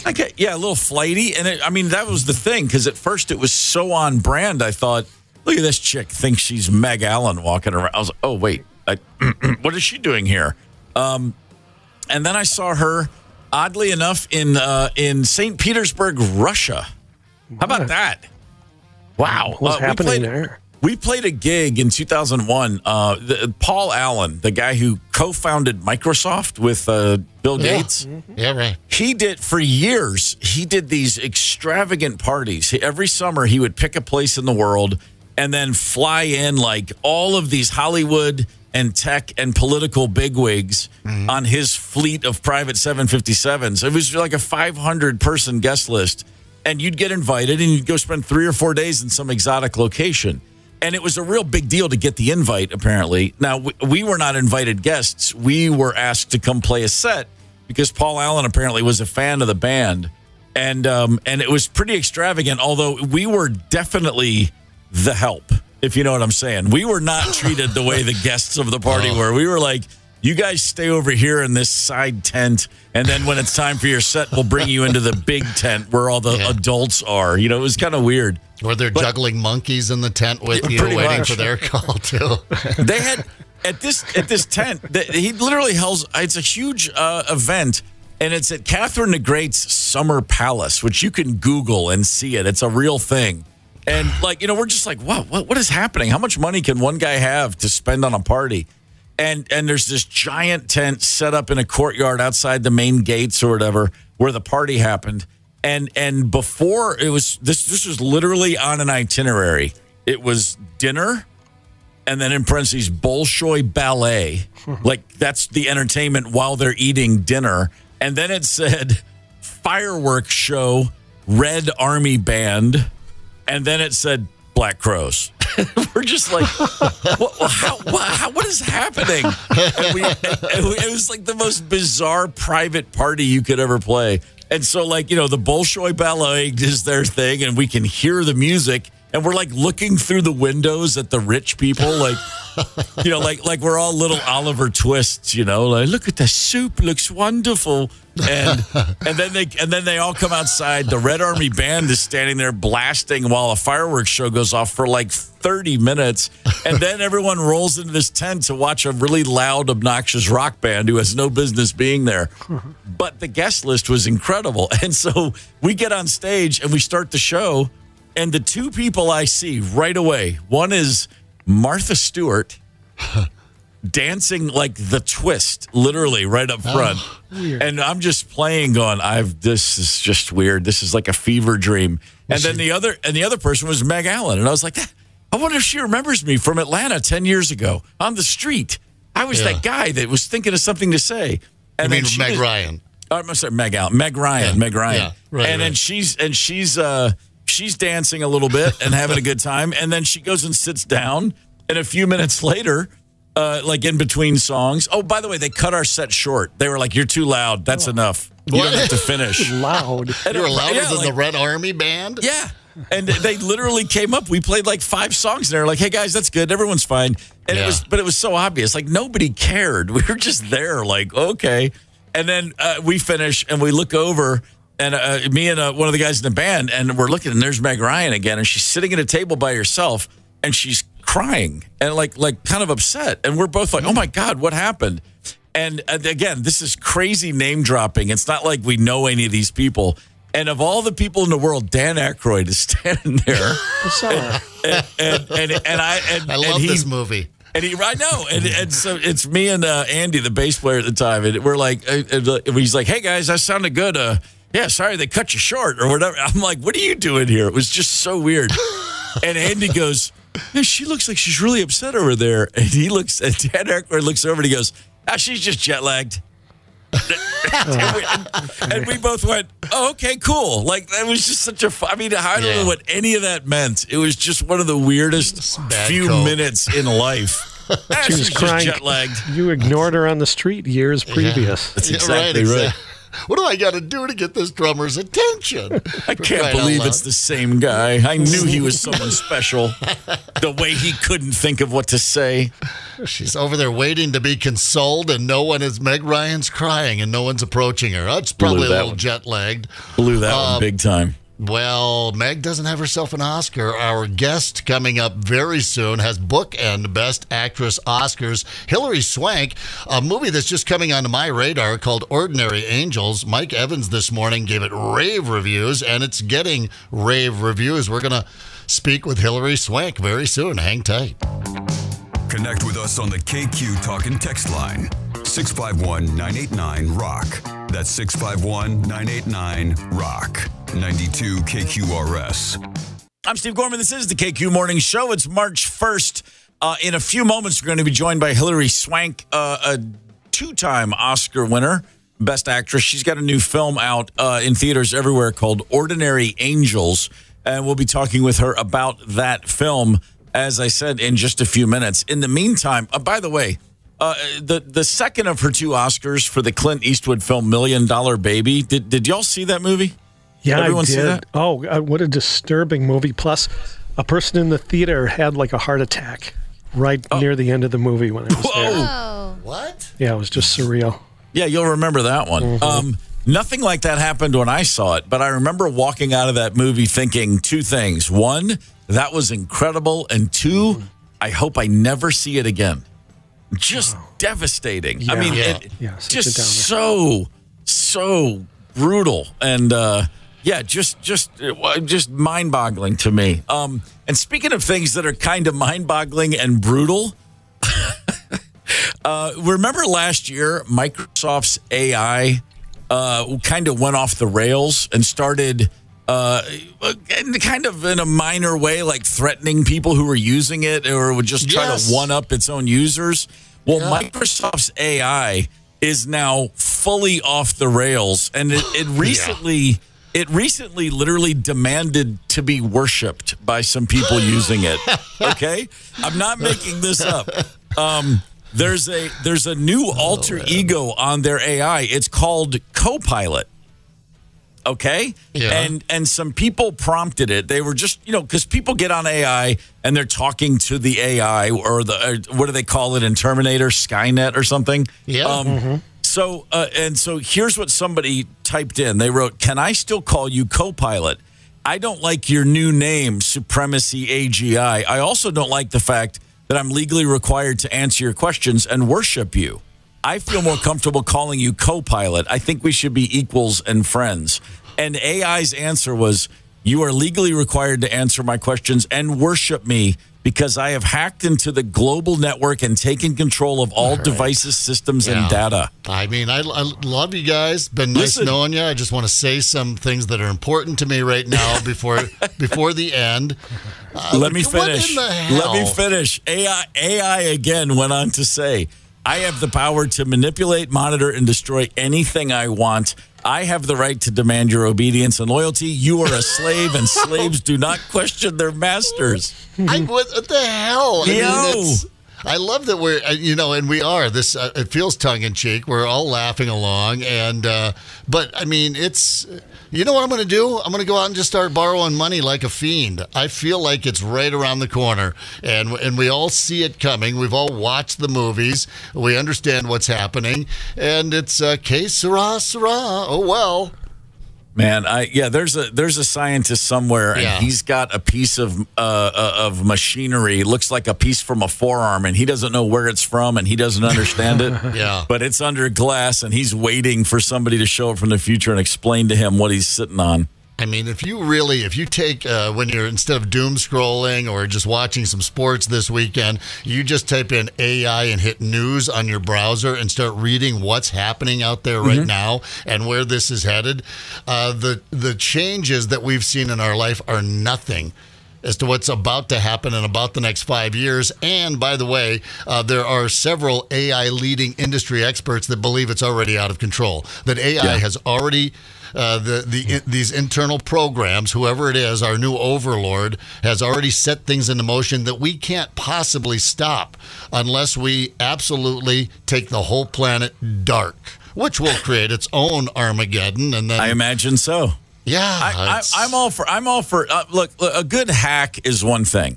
Like for example, in Washington State, there's a road sign that was hacked into. So, you see these road signs all the time, and it'll pop up and it'll say construction next 5 miles, working zone 35 miles per hour, whatever it'll say. Somebody hacked into a road sign in Washington State and put in the words "angry raccoons ahead."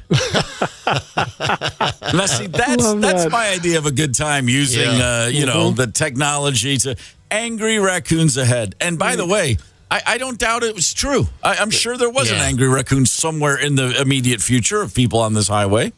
Raccoons have a right to be angry as much as anybody else. They get irritable. Yeah. Angry raccoons ahead. If you could hack in to one of the, like you're on 35 and you got those signs that say whatever, I wonder what would my message be to the commuters in the Twin Cities? It's hard to beat angry raccoons ahead, honestly. Mm-hmm. Maybe, or maybe just worship Steve. Let's combine the two. Yeah, there was a lick my something. Well, there was a. God, it was a few years ago, but it was a lick my something, and I can't remember. Maybe it was just lick me that someone put on there. That's not bad. I like that one. It's kind of like modern day graffiti. It's updated graffiti. My brother Doug used to climb water towers with two friends, and they would paint stuff on water towers in our hometown. But the first time they ever did it, they in big, large block letters with spray paint, they wrote "Fight Graffiti." Right. And I thought that was genius. I was like, man, I live in a house with a comic mastermind. Yeah. No one saw that coming. That is pure irony right there. There was one out in L.A., and they didn't even post it, but it was just a traffic message in the Los Angeles area. It said was changed to include a vulgar message about torturing a man's private parts. But they wouldn't put it in the news story. And this is about a year ago, and I'm like, I really... Then that's when you're torturing a man's private parts. I could not find it on the internet. Yeah. Okay. Well, that'll just bring things to a grinding halt all of a sudden. Yeah. Right. Exactly. A shot here, a shot there, but torturing, that implies time spent. Yeah. Right. Like if you use the word torture, there's like an agenda. There's an itinerary for that event. Yeah, that's painful. That's not something we need to spend any time thinking about for the most part, as far as I can tell. No. We heard from. No, not at all. Mike Evans, by the way, referenced this. We're talking with Hilary Swank here in a moment. Ordinary Angels. Listen to what this movie is about. She plays. It's by the way based on a true story. She's a hairdresser in a small town. She meets a guy, a young widower, who's got a sick daughter, and who needs a liver transplant. And this woman, her character Sharon, just basically says, I got to help these people. And she sets her mind to doing it without any resources of her own. A true story, and apparently an incredibly life-affirming story. And as we heard from Mike Evans a few minutes ago, he was over the moon about it. And right now on the KQ Morning Show, Hilary Swank joins us to discuss this. Hilary, good morning. Hi, good morning. It is an absolute pleasure to speak with you. Thanks for taking the time. Ordinary Angels out everywhere now. Was this a story by any chance? Were you familiar with any of this before you read the script? No, I had no idea. And that's the beauty, is that this is happening out there. There's so many ordinary angels making changes in people's lives and doing good. And so, this is one story that reminds us of that in such a beautiful way. And I would imagine that your character, Sharon, she's not necessarily a saint. When you say angel, that doesn't mean she's not without her own flaws. That is right, and I'm so glad you said that. One of the things I love is that she is imperfect, like all of us. And that, I think, is a big reminder that we don't have to be perfect or in the specifically right place to be able to help others. I think a lot of people think, well, God, I'm so flawed. How can I help anyone? Because, who am I? Who am I to be able to do something for someone else? And yet we are. We can be. I mean, you don't have to be perfect either to be able to ask for help. We are where we are, and exactly from that place is the perfect place to ask for help or to give. Hilary Swank's with us on the KQ Morning Show. Ordinary Angels is out everywhere right now. Your career, and I'm like shocked to hear myself say this, you're 25 years plus in the business, and so you've seen a million things change just in how movies are made and how they're distributed. But what about you? When you're reading material, has your process changed on what makes you want to be involved in something? Is your personal algorithm just, boom, I love this, I want it? How has that changed over the years? Well, it hasn't really changed. The one thing that I stay true to is, does this really resonate to my marrow? And it has to check some boxes. Yes, I would like to challenge myself as an actor, which in the end challenges me as a human. I like to find something that just resonates with me within the story, that makes me either learn something or relate to something, or sometimes even just be entertained. And the best is when it's all three. But I definitely, when I read something, if I feel, you just feel it. It's a feeling, you know? What is it like to be you and then take on a role that is you're playing an actual person, as opposed to a fictional character? Well, you definitely have, I feel, more of a responsibility because you want to do justice to the story. You want to make sure that you're making a movie that the person you're portraying will be proud of, and not roll their eyes and say, wow, they really didn't get it. Yeah. You can't take as much creative license, which is okay, because when you're playing someone as colorful as Sharon, you don't really need creative license. She's such a creative human in and of herself. She's funny. She's larger than life, and as we said, she's imperfect, and just was a total joy to play. That's fantastic. I of course haven't met Sharon, but I imagine if she's anything like I'm reading the character, the last thing she probably expected in a million years is to get a phone call and say, "Oh, by the way, Hilary Swank is playing you in a film." Well, thank you for saying that. I hope she felt that way and wasn't like, oh, okay, well, she was on the list, but not high up. I kind of doubt that. I said before you joined us, we've mentioned the fact that you are a two-time Oscar winner, of course. And those two films, I saw Boys Don't Cry and $1 Million Baby. I saw them both in the theater. Both movies I was blown away by. And I had a similar thought both times. And I mean, this might sound a little weird, but I thought they were both incredible, and I never wanted to see them again. They broke my heart completely. So I guess thanks for that. But such different types of material. But as a much younger woman, I imagine both of those similarly. You probably read them and right away just felt completely connected. Absolutely. And that's really the beauty of, I think, playing these roles that make me feel connected and see life through different eyes, and walking in their shoes, it blows open the blinders of how I walk in the world. So, yeah, it's just a blessing.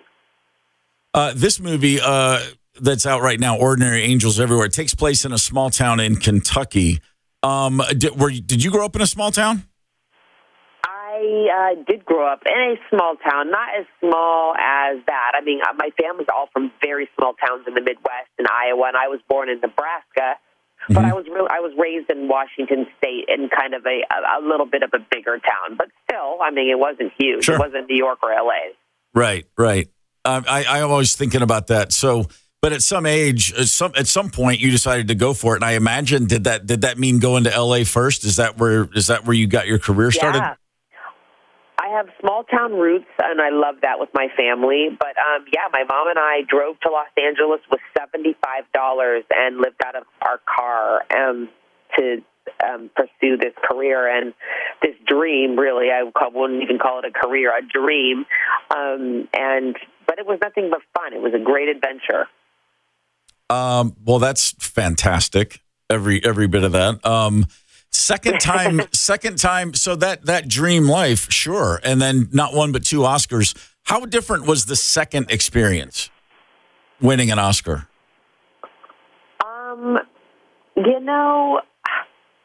I think it was, they were both a big surprise. They were both I guess I'm assuming the first one was in every possible way overwhelming.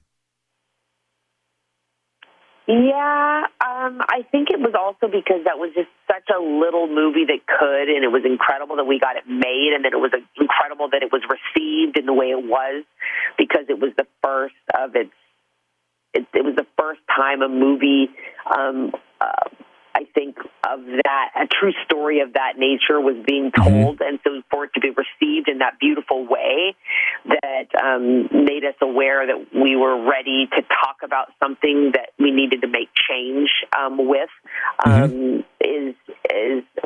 was, I think, also a big surprise. I think one of the first things I said when I got on stage was, we've come a long way. And so it was, for many reasons, a big surprise. Sure. Well, we're talking with Hilary Swank on the KQ Morning Show. Ordinary Angels is out everywhere. This is sounds like a great story. We had a report earlier on the show from someone who's seen the film, and he was raving about it. One question about your co-star, Alan Ritchson. So there's a lot of downtime on the set. Is he just like bench pressing cars and stuff? What's going on with him? Well, I will say I actually didn't know Alan's work. I didn't even know what he looked like when the movie was coming together, and John Gunn, the director, called and said, I'm going to cast Alan. He's not usually the kind of character that you would see, person you would see in this role, but I really think he's got it. He just understands it on this deep level. I had a wonderful meeting with him, and I was like, okay, great. Who are we talking about? What do you mean? And then I saw his show after we were filming, and Oh, I see. But it's such a beautiful reminder of that we're so much more than the box that people put us in. He's so beautiful and deep and moving in this movie. That's fantastic, Hilary. We really appreciate you taking the time, and we will we'll certainly check out Ordinary Angels. It's showing everywhere. As always, we wish you nothing but the best. Thank you so much. I appreciate it. See ya. How about that? How about stuck up Hollywood freak? It's so pretentious. Golly. Another one of these. You could feel the condescension just dripping on every word. Right. How about that? Oh, me and my mom moved to L.A. with $75 and lived in our car. Yeah. That's great. And I like it. She said, yeah, this dream. It's not even a career. It's just a dream. What a wonderful thing. She probably grew up thinking that person with the big satellite dish in their yard was rich, Damn straight she did. Sounds so down to earth, and she has that reputation, She has she's stayed out of all. You don't see her on TMZ ever. Oh no, not at all. And any of that kind of stuff. And to be able to win 2 Best Actress Oscars, do as many movies and as many different projects as she has, and still stay that down to earth and really almost self-deprecating, kind of like, well, I hope she wasn't disappointed that I'm playing her. What, the woman with 2 Oscars? No, probably not. This is a really intriguing movie. I don't still know much about it, but I think I want to see it. You've just you got some small town people doing the best they can. Basically, she's a drunk hairdresser who takes on a project to save a little girl. Okay, I'm in. Yeah. Yes. Yeah. I could use a feel-good movie, I like the entertainment. I like the big boom, bang, pop. I like the Marvel movies. I like the war movies. But, every once in a while, a little feel-good feels good. Of course, we remember her from Karate Kid 4. Was she in Karate Kid 4? That's right. I didn't make it that far. I think I only made it halfway through 2. You know what? Yeah. You know what? I'm so glad I didn't remember this. She was in a movie a few years ago called P.S. I Love You. Yeah, I was just going to say, that's how I know Hilary Swank. Well, I saw it drunk on a plane, and I'm literally like, this is just breaking my heart. It's the saddest movie. It's just it's like a rom-com, but the guy dies, but it's a nice story. And it's funny. A few years ago, that was 2007. Oh, okay. Yeah, a few years ago. Yeah, fair enough. I was in high school. That was one of the Richfield Seven's favorite movies. We'd watch that and just cry all together. Well, I'm glad you said that because the group I'm glad you pointed that out, because in my mind it was 4 years ago, and I was like, wait, I was still getting drunk on planes 4 years ago? Crap. No. Okay, 2007, perfect. Perfect. Right in my wheelhouse for drinking on a flight and getting sad at a bad rom-com. Outstanding. All right, well, we're going to drive on here. James Adomian headlining Acme, and he's going to join us a little bit later on in the 9 o'clock hour. Coming up, we've all heard the kooky names the parents are using today in an effort to make their little bundles of joy extra special. We've talked about them on the air. But this, speaking of Hollywood, some of those Hollywood parents love it. But the viral video of a nurse explaining a recent baby's name, you're going to shake your head until your eyeballs fall out. We have that audio coming up here very soon. Hang tight. It's the KQ Morning Show, 92 KQRS. Zep, Tony, Candace, and Steve Gorman are the KQ Morning Show, 92 KQRS. I'm Steve Gorman. This is the KQ Morning Show for Friday, March the 1st. If you're just now joining us, you're probably going to want to go back and grab the podcast of today's show. We just had a great conversation with Hilary Swank, double Oscar winner. She's got a new film out, Ordinary Angels Everywhere. She and Alan Ritchson, who plays Reacher on Amazon, who's just a giant of a man. We had a good talk with her. And in about 30 minutes from now, James Adomian will be with us. He is at Acme all weekend. He's a very funny gentleman. Right now, I say something. As a parent, I got some great advice, and I followed it, and I've shared it for years to younger people. I say, when you're expecting that baby, if you and your spouse or partner, if you guys decide on a name, or if you're contemplating several names, don't tell anyone else. Just make your decision, name the baby, and then you say, we had a baby and the name is this. Because once that baby's named, nobody will roll their eyes. Nobody will say, oh, really? They'll go, oh, it's perfect. And whether they agree or not, you don't have to deal with someone, looking down their nose at you for a ridiculous baby name. And I think that's great advice. Most of the time. That's great advice. Every now and again, you hear about somebody who named their kid something and you go, yeah, actually, they should have run this up the flagpole. And there's a healthcare worker in Australia, and there was a conversation online about patients who have kind of sillier names. And she posted a video where she was explaining this situation.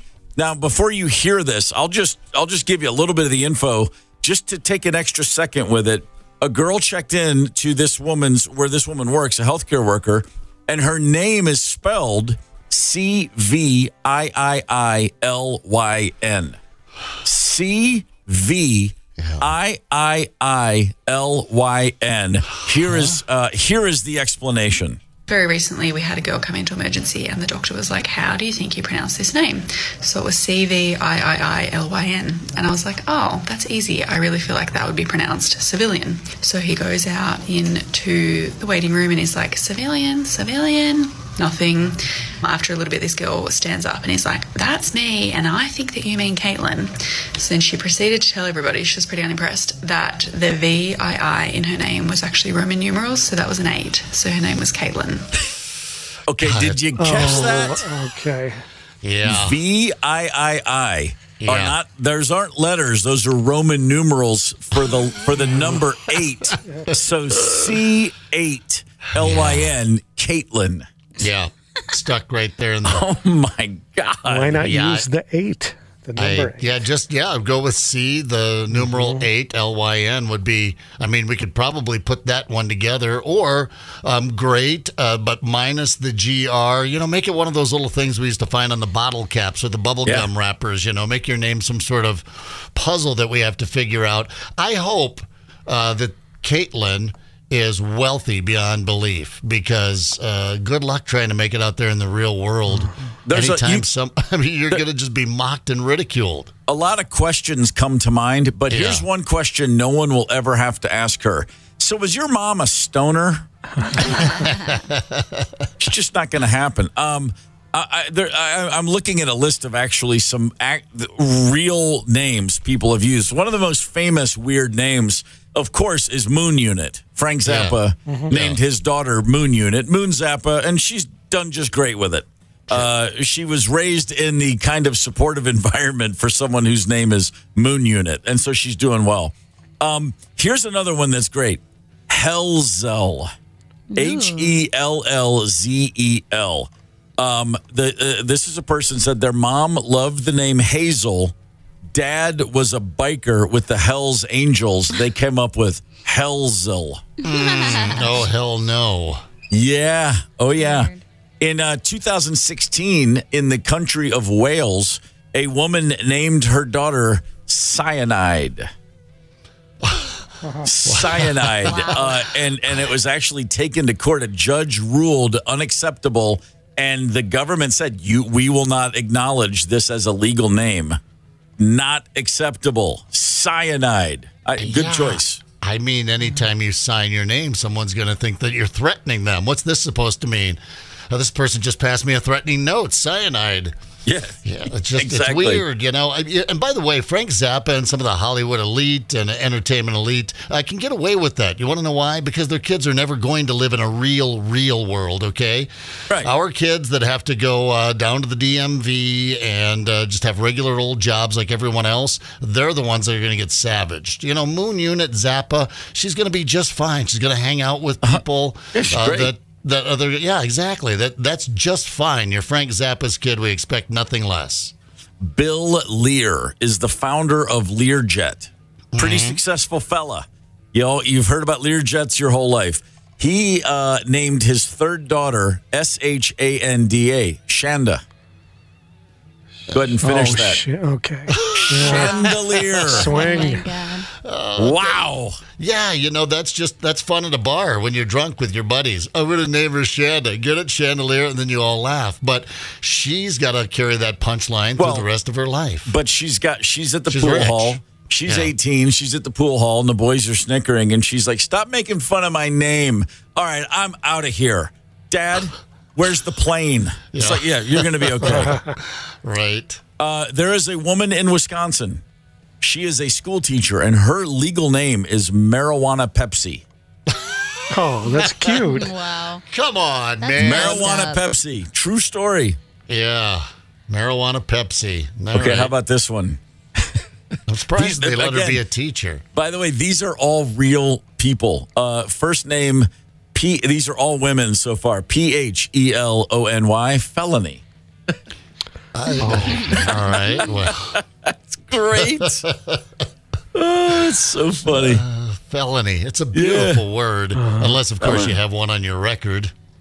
Back in the 1880s, there was a brief period of time where people loved the name Birdie was very popular as a nickname for girls, and then Ella and Birdella was hatched. Birdella was a name. Birdella. Birdella. Bordello. Wow. Yeah, exactly. Bordello. Jeez. How about this one? This is also not Mamie, but Mame, and it's spelled M-A-I-M. Watch yourself. Man, yeah, this is just, come on, guys. Really? Okay, all right, let's move on. Boys' names, true boys' names. In Scotland in 2008, there is a boy named Lucifer. Wow. They didn't overrule it. They said go with it. Lucifer Jones. It's a good band name. Yeah, Lucifer LJ. Jones. Yeah, you're right. In the United States in 1999, this cracked the top 1,000. Semaj, S-E-M-A-J. It's just simply James backwards. Huh. No.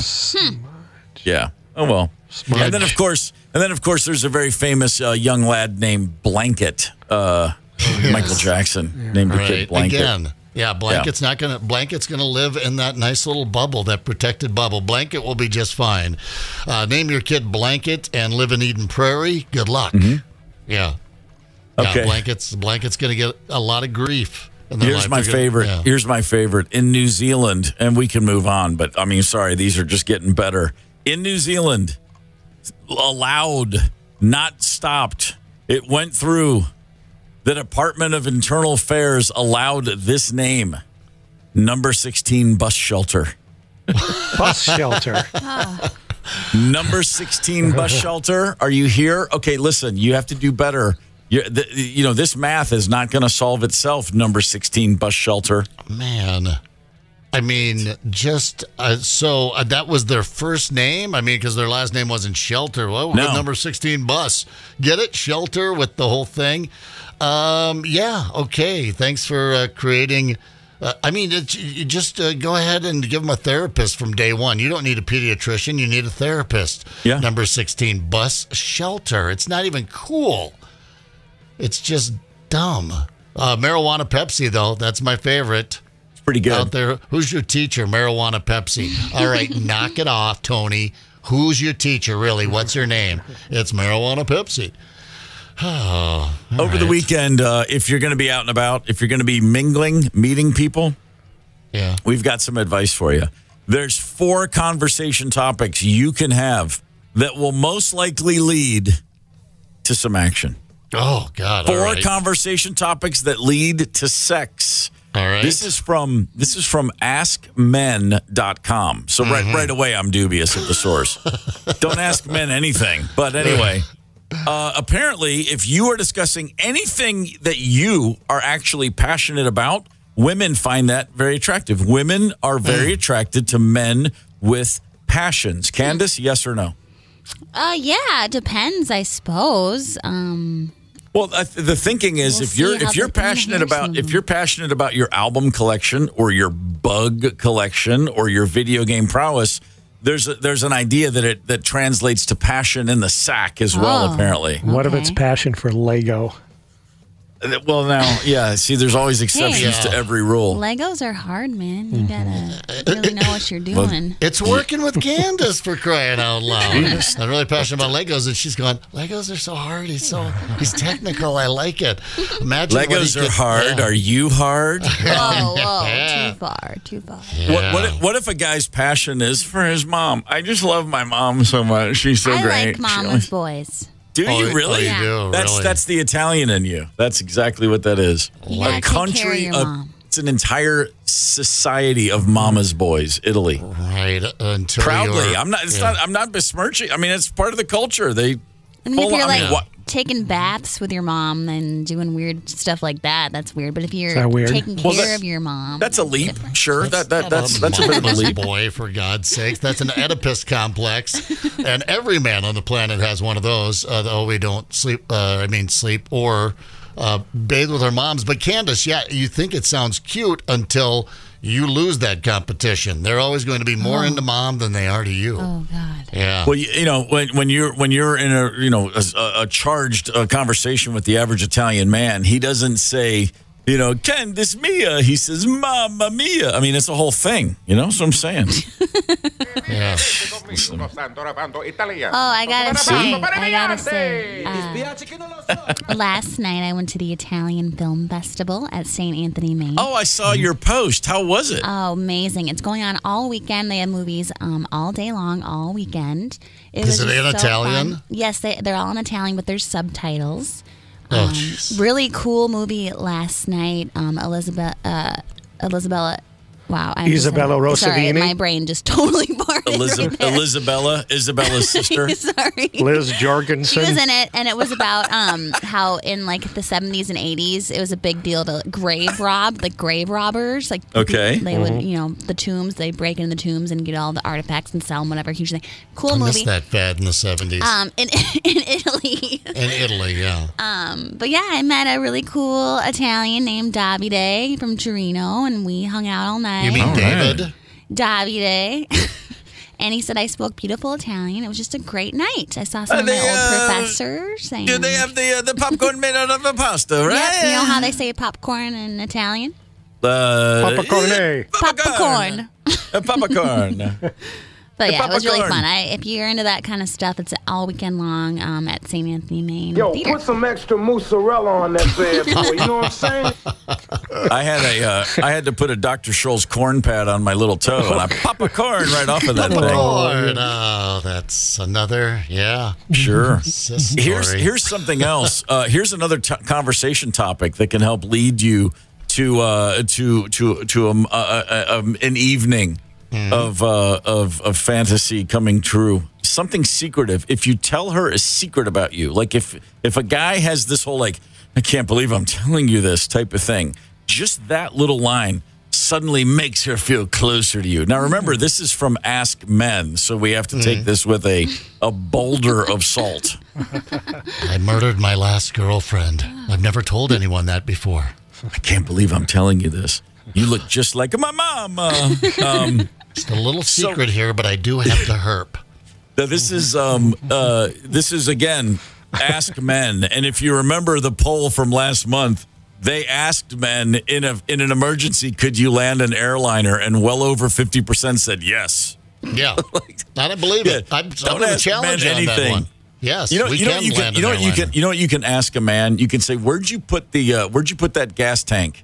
It's in the garage. Thanks. Leave it there. Just the more questions you ask of a man, the sillier it's going to get every time. Especially when it comes to things like, what conversations help you with the ladies? All of them. All I got to do is walk in the room. That, and they've made up their mind. Yeah, exactly. The moment you walk in the room. I just don't feel like women get talked into sex. They've made up their mind before. That should be the first conversation. Sit down. Hi, well, nice to finally meet you. We've had a couple of exchanges on Match.com. So, what do you think? Sex? Yes. Okay, great. Yes? That's it. Well, then let's get some dinner, and we'll have a couple of drinks here. I feel like let's just get it out of the way right away. You've already made up your mind if it's going to happen or not. No sense not sharing the good and or bad news. Yeah. Well, good news. We have a comedian to get to here. Nice. James Adomian is headlining Acme Comedy Club, and he's going to be joining us here before too long. Hang tight. Connect with us on the KQ Talk and Text line. 651-989-ROCK. That's 651-989-ROCK. 92 KQRS. I'm Steve Gorman. This is the KQ Morning Show. It is Friday, March the 1st, which is a beautiful thing to say. I enjoy a good Friday around here. I love springtime, and it's almost here. It is almost here, Candace. What, the 19th, I think, of March here is officially spring, but, I feel like it's... You're not expecting to not have an ass-kicking winter snap in early April, are you? I mean, come on. Who are we kidding? Well, my weather radar, since I am a weather expert, the next couple weeks look pretty dang warm. So we're gonna just stay positive. You're just riding this. You're just gonna ride it. I like the beam of positivity that we're all going for. It's exciting. Yes. James Adomian is at Acme this weekend. Is James Adomian ready to rock? Oh, I need 1 second. I gotta set him up here. Hold on. Okay, that's what I was thinking. A man I've seen a lot. This is funny. We get a lot of comics. Acme sends them our way, and I look at guys, and my first thought is, I know that dude. I know that guy or that gal. What have I seen him on? Tons of stuff. So that's a show tonight and tomorrow night, 7 o'clock and 9:30, both at Acme Comedy Club. So as soon as James is set up, we'll be ready to rock. For the weekend plans, anybody got anything other than going to Acme on the docket? I got a gig tonight. I'm going to be later tonight. I know it sounds crazy. I'm going to be in Nashville, Tennessee, rocking with my band, The Bagmen. That's so cool. Oh, yeah, no doubt. Yeah. That's going to be a good time. Right back to the Twin Cities tomorrow, because I got a gig at the Turf Club tomorrow night. My nephew's band, Illiterate Light, is playing. Might take in a basketball game Sunday. I'm just living large. Yeah, nice. Now I feel like I should get out and do something. I'm living small this weekend, I think. Lazy. So far, nothing. But, it could happen. Something could spontaneously combust in my life and just really turn into a big event this weekend. Now I'm going to peruse things to do. It's Bachfest. They have the big Bachfest down at Shell's Brewery. They're in New Ulm this weekend, and that's an all-day live music outside, lots of beer. Should be nice weather for Bachfest. The United home opener is this weekend. That's Saturday. Oh, that's right. Is that like a home and garden show then? Yes, it's lovely. It's a plant fest. Wonderful. It's kind of cool. They what they do is they set the plants up like an obstacle course, and then they run through dribbling the soccer ball, and it's like don't knock over the ferns. It's like a whole thing. That kind of sounds fun. Tony, your weekend plans, does that involve sabotaging or in other ways damaging any of your neighborhood satellite dishes? Yeah, of course. I have the proper weapons planned and the locations mapped out. Yeah. There's always one guy still rocking the giant satellite dish in the backyard. You just got to rub it in their face. The way he's doing it to all of us. That was funny. We were talking earlier in the show a whole lot about things that when we were little kids, we would see and imagine, oh, that person must be really, really wealthy. James Adonian is at Acme the next 2 nights, 7 and 9:30 both nights. He's now with us on the morning show. James, when you were a kid, do you look back and remember anything that you saw and went, oh, those people must be loaded? We were talking about those satellite dishes that some jerk doctor would have in his backyard. Yeah, that's a good one. Oh, you mean like old school satellite dishes where you had to have, like, that you would key into the actual satellite. Yes. Looked like you work for NASA. Yeah, that was a good one. Also, I thought like snowmobiles was always a sign. Like if there's a snowmobile like in California, like, okay, they're going somewhere. In California, yeah, that would certainly check out. Yeah. James, you're at Acme well, you've been at Acme. You're there tonight and tomorrow night. Right now, just ballpark this for me. Scale of 1 to 10. How drunk are you? I only had 1 beer last night.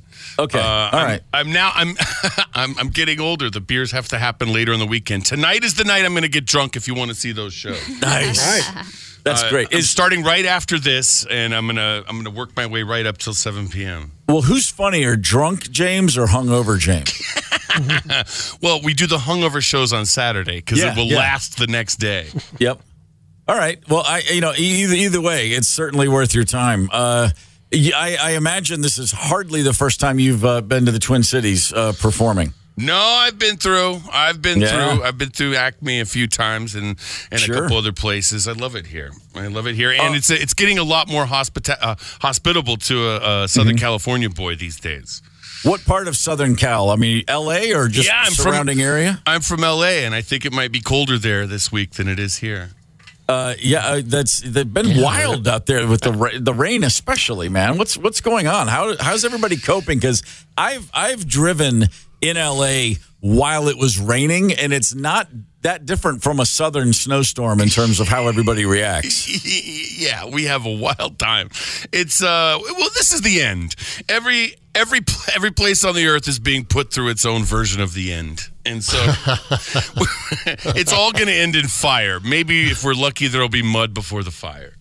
I've got a friend that's out at Yosemite, was out at Yosemite National Park. They go out there for this winter thing in February where it's the like waterfall of fire. The sun hits it in the morning. It's a phenomenon that happens out there. And they love their national parks. They went out there. They just told them to evacuate Yosemite, expecting in the Sierras in 48 hours, 2 days, 10 to 12 feet of snow.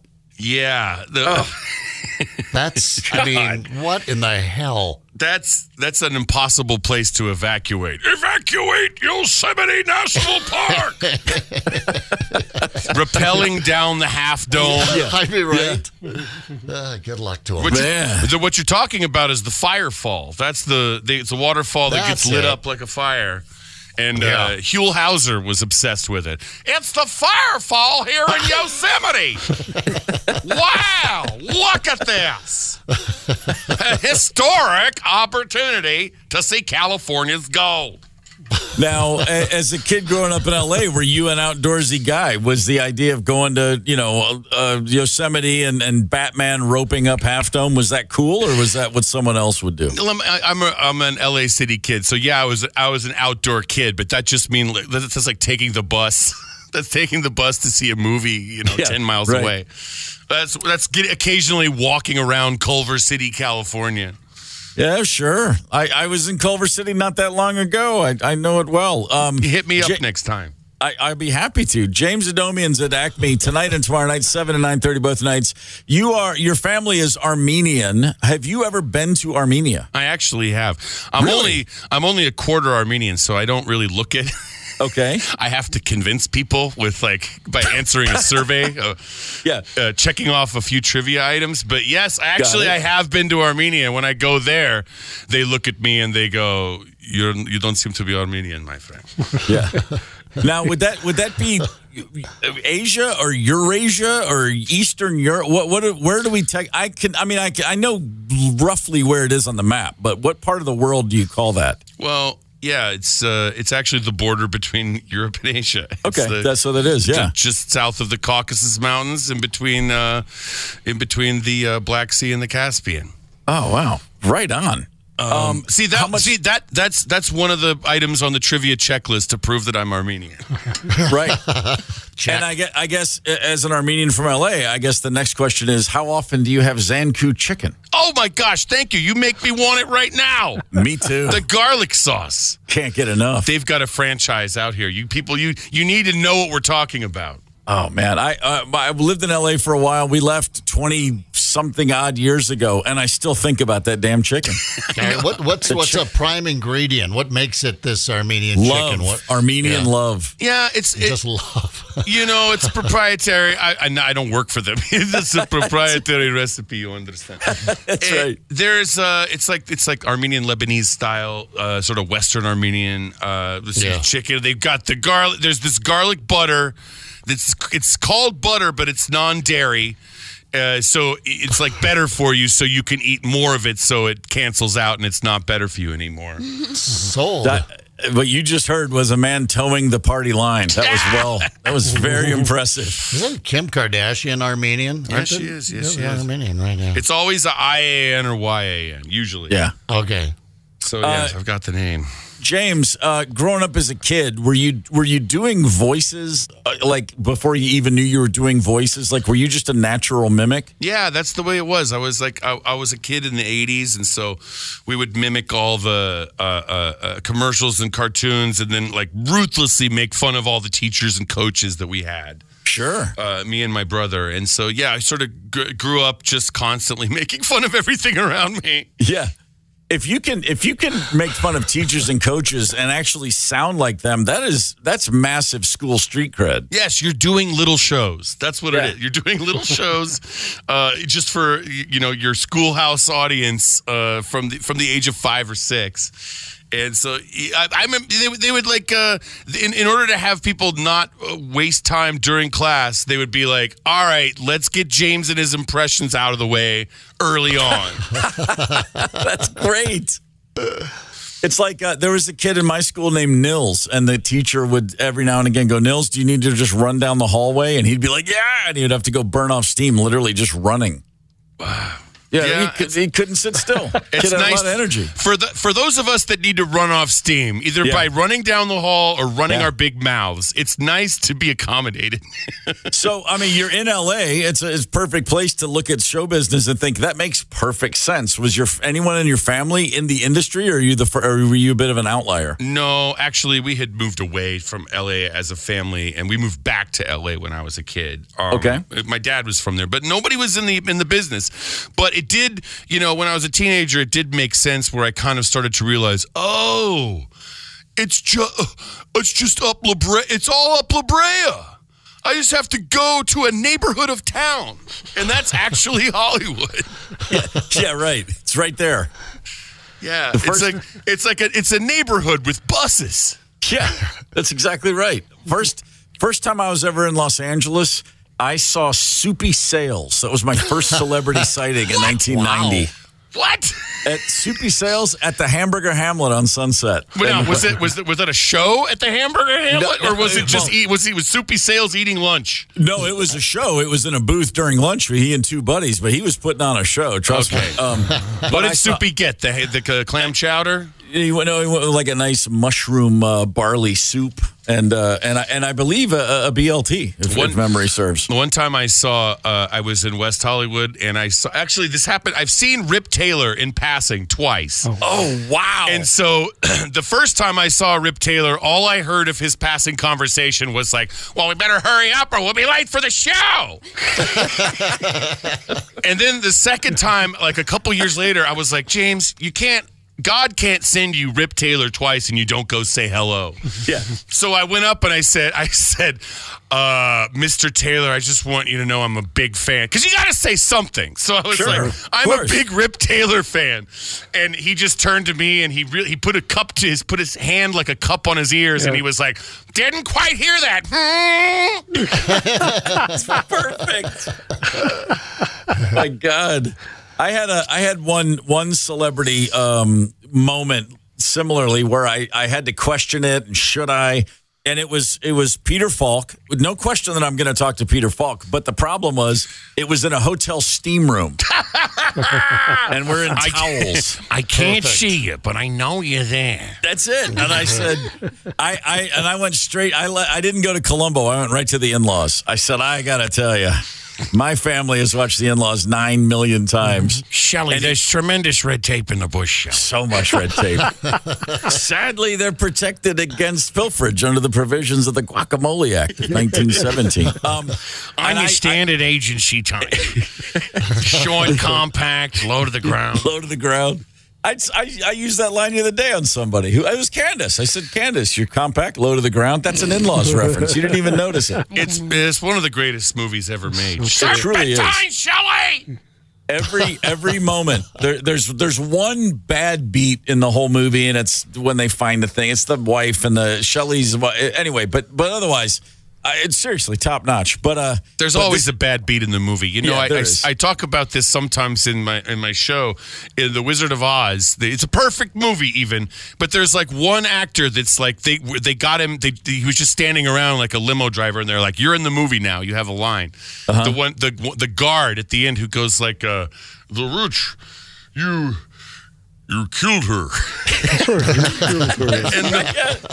You're like, that's not an actor. That's just a guy that they threw a costume on. Yeah.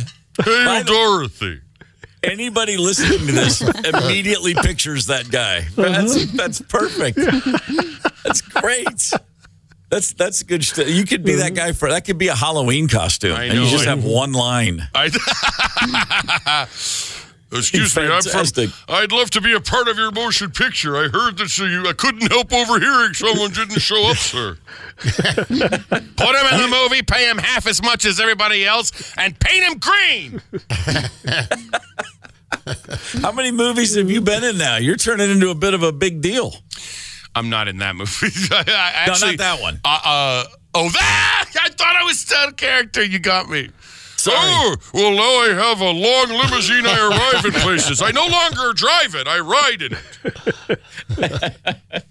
No, James, you, the human being we're talking to. I forgot. You've got a bunch. The IMDb is just growing like crazy. Well, I have thank you. Of course, I have a small career in motion pictures. Thank you very much for reminding me. I do independent films that no one sees unless they're at the film festival. That's the kind of movies I'm in. Yeah.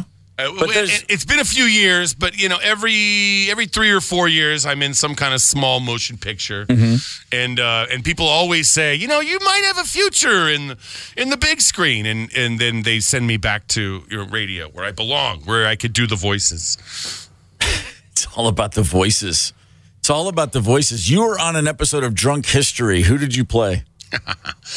Maybe more than one. I saw that you did Drunk History, and I love that show. I feel like I've seen most of them. I'm just curious, who were you? I did a reenactment of the Francis Scott Key episode of American History. I was the evil British officer that had thrown Francis Scott Key into prison in Baltimore, and I think I think Jeff Ross played Francis Scott Key, and I had thrown him in jail.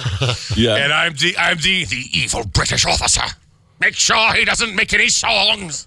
Make sure he doesn't make any songs. That's great. I was in another episode of Drunk History that never aired because I was on the other side of it, where I was the one recalling the history story.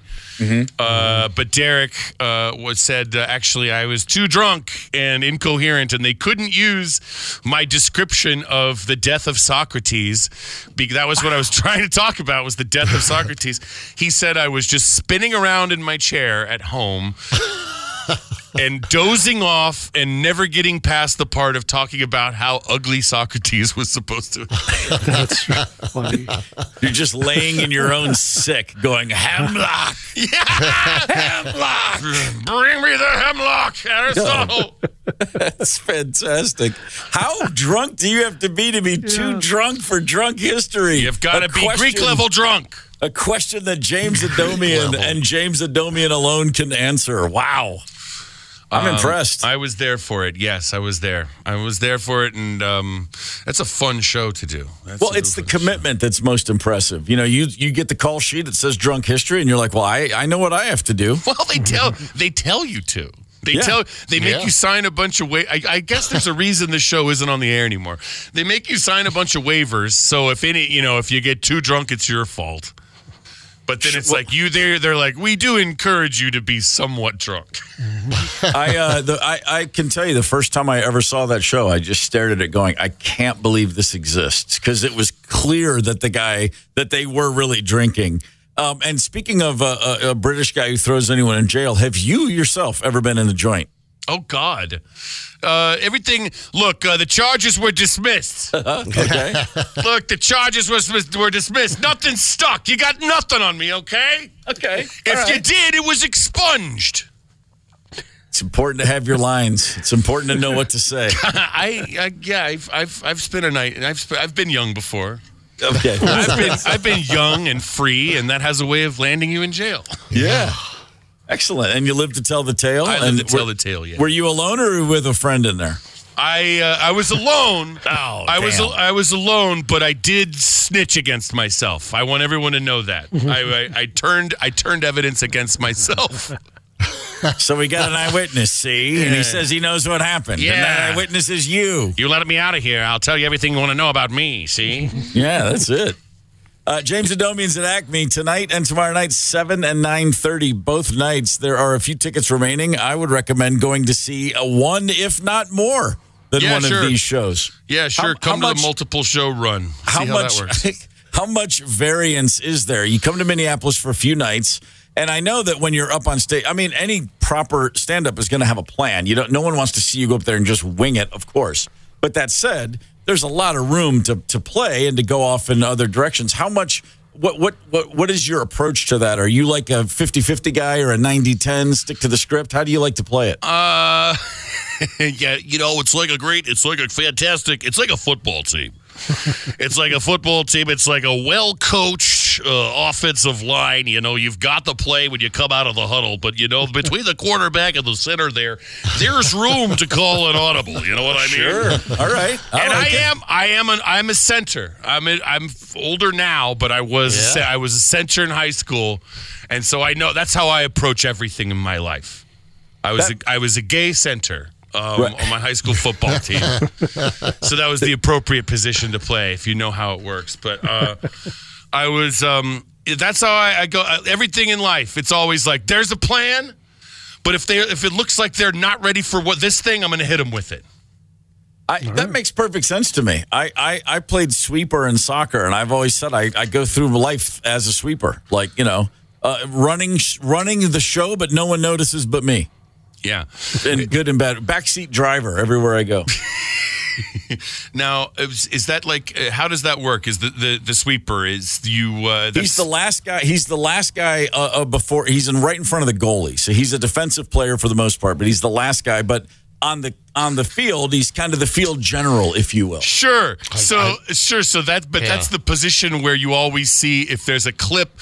I only see the soccer clips of the big goals and stuff. The big goals or the big saves or whatever. So you always see the sweeper. When there's a big goal, he's the one that's dashing right before it goes to the goalie. Yeah. He's the one looking at the goalie, and they both have their hands up like, what, you? No, you, man. I was coming from a hockey background and thought he was, when you said sweeper, I thought of some cool goon, like you just took people's legs out. I thought it was like a Decepticon from the original 80s Transformers cartoon. This is Megatron, it's me, Sweeper.